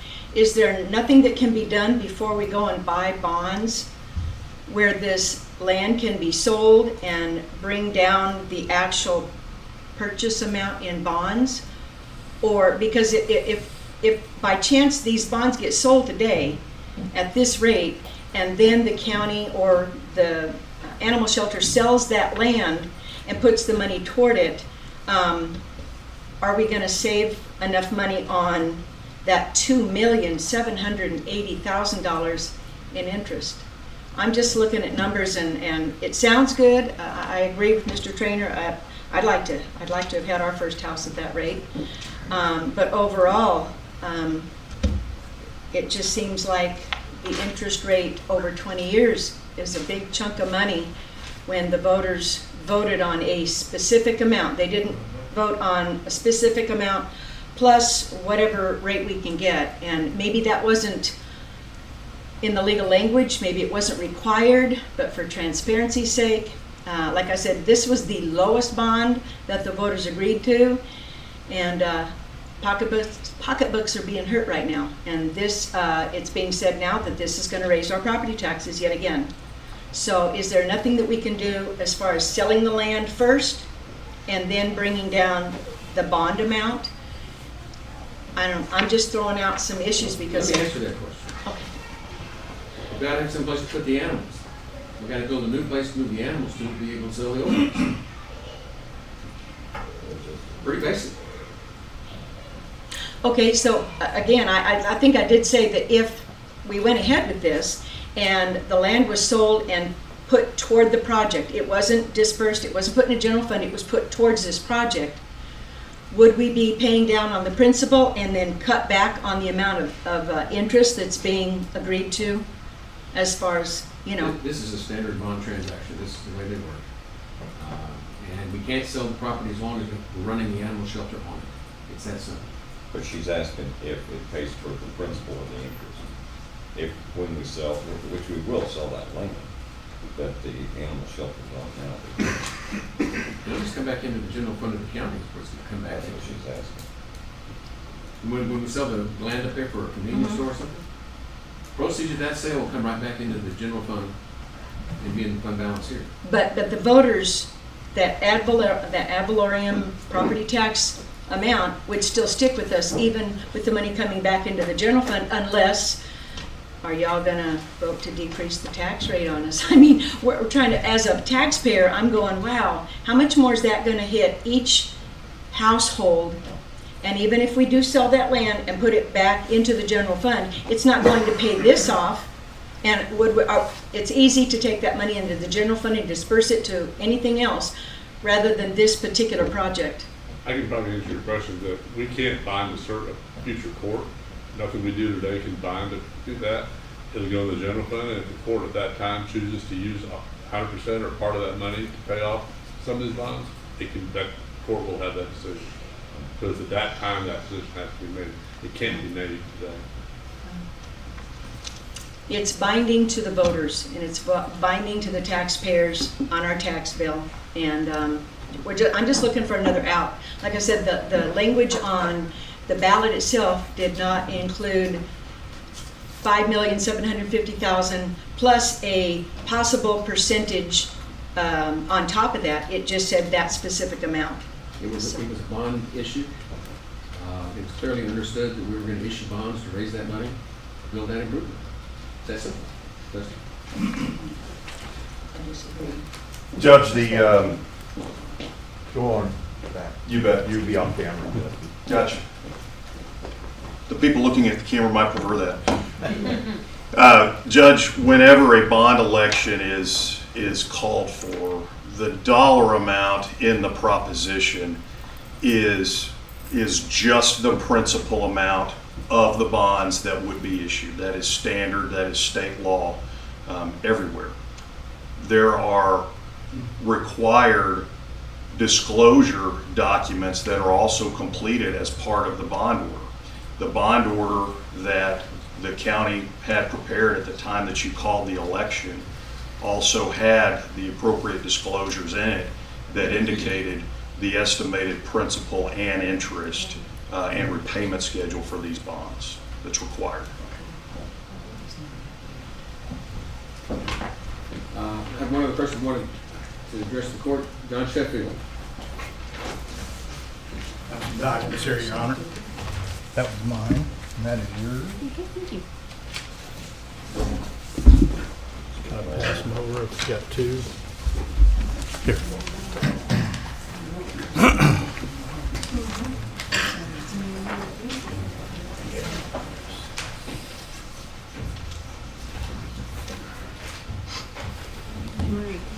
My name is John Sheffield. I live at 204 Birdie Park Boulevard, Center Point, Texas. I'm the owner of the Old Eden Grocery. And if you'll just kind of follow along with me here, let me back up. We did have an issue on this election concerning the wording on the ballot, and I did bring that to Bob Reeves' attention on November 4th, because I found out about it late on November 3rd. I believe I mentioned this to the court before in November. But that being said, let's go forward if I may. And I'll left my glasses over here for, hang on. So the first page you see here is the August 15th, 2022 special meeting, bringing the bond, voting to put the bond on the ballot. And it says, whereas through its elected officials, the county will conduct the election according to the Texas Election Code as amended the code, and other applicable state and federal laws. Let's just keep that in the back of our mind for a minute. Let's go to the next page. In that same document, Exhibit E, we have for, against, on the left. You kind of see that in the pink. The issuance of $5,750,000 of Kerr County, Texas, general obligation bonds for a new animal shelter animal control shelter, and the levying of a tax in payment thereof. The order today, page 3, down at the bottom. Whereas the bonds hereinafter authorized and designated are to be issued and delivered pursuant to the Constitution and laws of the state of Texas, including chapters 1201 and 1251 and section 1473.101 Texas Government Code as amended. So, when we go to the next page, page 4, gentlemen, we have section 1251.052 of the Government Code. And I will read. Form A. The ballot for a measure seeking voter approval of the issuance of debt obligations by a political subdivision shall specifically state a plain language description of the single specific purpose for which the debt obligations are to be authorized. Number 2, the total principal amount of the debt obligations to be authorized, and number 3, that the tax is sufficient to pay the principal of and interest on the debt obligations will be imposed. Let's go back to A. Shall specifically state. And on the last page, I have the original here of the sample ballot. You see in the middle, at the top, the issuance of $5,750,000 of Kerr County, Texas, general obligation bonds for a new animal control shelter and the levying of a tax in payment thereof. Gentlemen, we did not follow the law. 125.052 on the ballot. And so in all these documents throughout, it states applicable Texas law. Now, we may not have known that, but we know it today. We didn't state on the ballot what was required by the state of Texas. Yes, we did. No. Well, John, I know you got a law degree, right? No, I don't have a law degree. I can read. Yeah, I don't need a law degree. Now, If you think that something is incorrect about our election, that's invalid, there are courthouses for you to file your lawsuit to test that. Well, Your Honor, I appreciate that, but you're not arguing with John Shepard, you're arguing with the law. No, sir, I am not arguing with the law. That is House Bill 477, and it's been the law since September of 2019, sir. And you can take it any way you want, but there it is. That's the law by the state of Texas. Thank you. Is there anybody else who wants to address the court? If you want to challenge the election, challenge the election. But the bonds are issued. So, I want to make a motion. And my motion is that we approve an order authorizing the issuance, sale, and delivery of Kerr County, Texas limited tax bonds, Series 2023, securing the payment thereof by authorizing the levy of an annual ad valorem tax, approving and authorizing the execution of a paying agent/registrar agreement, a purchase contract, an official statement, and all other instruments and procedures related thereto. Second. Okay. Any discussion? Yes, I want to talk about what Mr. Shepherd was saying. It's hard for me to read this thing. The last sentence that we read together, the tax is sufficient to pay the principal and the interest, seems to me to satisfy the last portion of the bond statement, the issuance of $5,750,000 of Kerr County, Texas general obligation bonds for a new animal control shelter, and the levying of a tax in the payment thereof. It cannot be specific for reasons we just saw today. The rate changes. So it has to be stated vaguely. It has to be stated that it's sufficient to cover it.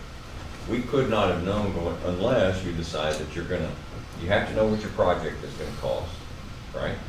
And then you would have to know about the future. You have to have a crystal ball about what the rate's going to become, whether it's going to go up or down. The reason it's a little bit vague here is because you have to allow for that. So you can go have a bond that you have plenty of wiggle room in there for that, or you can do it this way, which is typical, which is you get the amount, and then you have that vague wiggle room statement at the end that says it's going to be sufficient to cover the interest. And that's really what we're looking at. And I'm not a lawyer either, or a judge. I think John's point is, though, that it shall state and interest on, even though it doesn't say what the interest is and how much the interest would amount to, because you're right, we can't know that at that time. And there, I'm sure, are a lot of cases where they do have that language on the bonds. In fact, I believe in the recent, is it Hunt, ISD? Yes. They used the correct language. They said to pay the principal of and interest on the debt obligation. Harris County. And, yeah. So there's lots of precedents where it's done correctly. That's the problem It's is. stated correctly. I think on the ballot. Is that what you're saying? It's not on the ballot is the problem. Yeah, that's Yes, what it I'm is. saying. Look at it. That. I think it does say it, it just doesn't. Well, nowhere does it Have say. you dealt with this before? Read it. Please. The issue. I read it that way, but that doesn't mean that. And the levying of tax and payment thereof. So, I'm your financial advisor. I'm not an attorney. However, your bond election and bond ballot language was prepared by the county's bond attorney, McCall, Parkhurst, and Horton. McCall, Parkhurst, and Horton is, if not the most active, one of the top 2 or 3 most active bond counsels in all of the state of Texas. They have an expert in helping to call and conduct these elections. The information in their ballot and in their election order is correct. It's tried and true. It's tried and true, and it is tested not simply with the issuers, but it's also tested with the Attorney General's office. Right? Whenever the court approves the sale of these bonds today, there is going to be a document packet prepared that has been prepared by McCall, Parkhurst, and Horton. That document packet is going to be submitted to the AG for their review and approval. And I can promise you, if there is a problem with the way that election language was drawn up, or the election order was drawn up, the AG is going to flag it. and stop the issuance. Their documents are absolutely tried and true, so. What's the process to call the AG's office and get a determination? I mean, just to be safe, make sure we don't get sued. Public Division of Finance. The Public Division of Finance, these documents will be in the Public Division of Finance by the end of this week. They've got to be in order for us to hit the estimated delivery date that we have there. So that's. Let me read this to you without the language about the interest. It would have said on the ballot, the issuance of $5,750,000 Kerr County, Texas general obligation bonds for a new animal control shelter, DM. That would have been different, but it also says, and the levying of a tax. Now, it doesn't tell us how much that tax is going to be. But the voters voted for it not knowing what that was going to be, maybe not understanding what that says. It's vague, but you can't, if you started to build anything tomorrow and you don't know what your interest rate is going to be to complete the project, you can't build that into the price. And the interest rate is going to change as you go, maybe from the time you start talking about it with your banker to the day you sign your paperwork, that could change. That's what that's about. Because it could put you at a point where the voters wouldn't pass it, but they would pass it. It challenges the entire ballot initiative. So that's really, it is vague and it has to be. It's not like being hoodwinked. We don't know what the rate's going to be. Now, at the time that you call your election, you have estimates. We provided estimates for the interest rates, estimates for the rate impact. The county put out information to the voters about the estimated tax rate impact. And while that is an estimate for on this particular bond, I believe that on just Proposition C, I would think that we would be talking about somewhere less than 1 cent per $100 valuation here. Well, it's not the money, it's the principle of it, and whether we're doing it legally. Well, I appreciate that. Yeah, and I can tell you, you're doing it legally. Now, based on listen, again, all these documents were drafted by your bond attorney. You wouldn't want me drafting them, okay? I do the finance part. They were drafted by your bond attorney and reviewed. I have full confidence that this was done. The election was done legally, and the sale of the bonds was done legally. I don't like it. This is like finding out that the price you negotiated with the car dealer, you thought you had it all fixed, now you got to pay your tax, title, and license. Everybody's done that, right? And you go, that kicks it up another $1,000 in something, but that's how it works. Now, I would also tell you this. Saturday was election day, right? There were hundreds of bond elections conducted across the state of Texas on Saturday. The ballot language for all of those bond elections on Saturday had the principal amount of bonds that were going to be issued. The ballot language did not have the estimated interest amount. Now, there are some other documents that must be posted in public places that have those numbers, but that does not go in the ballot. It does go in required public disclosure documents. That was true for every one of those elections that was called and conducted just this past week. You couldn't possibly put it in there not knowing what the rate's going to be. Well, I think you're right on that part, but again, it's the mention of the interest is also included in the tax that's going to be levied, just to make it abundantly clear. And that's why you see it in a lot of these bond language on the ballot. Most of them have that. So it makes sense that the understanding of it is that the tax is going to be levied to pay for the principal and interest. But then it did not say interest. That's the problem. I understand. Believe it or not, we have a lot of voters that don't understand. No, I get what they're the saying. rates associated with them. Any other discussion? Can I add one thing?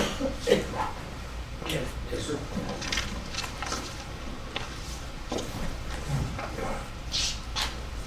My name's Roy Howard. I live in Ingram. I'm one of the city council members there. I just wanted to add to this lady's comment about when the property the dog shelter that we have right now is sold, can that money be earmarked specifically to pay on this principal? Not by this court. But not We by this can't court. obligate future. It will be the court at that time.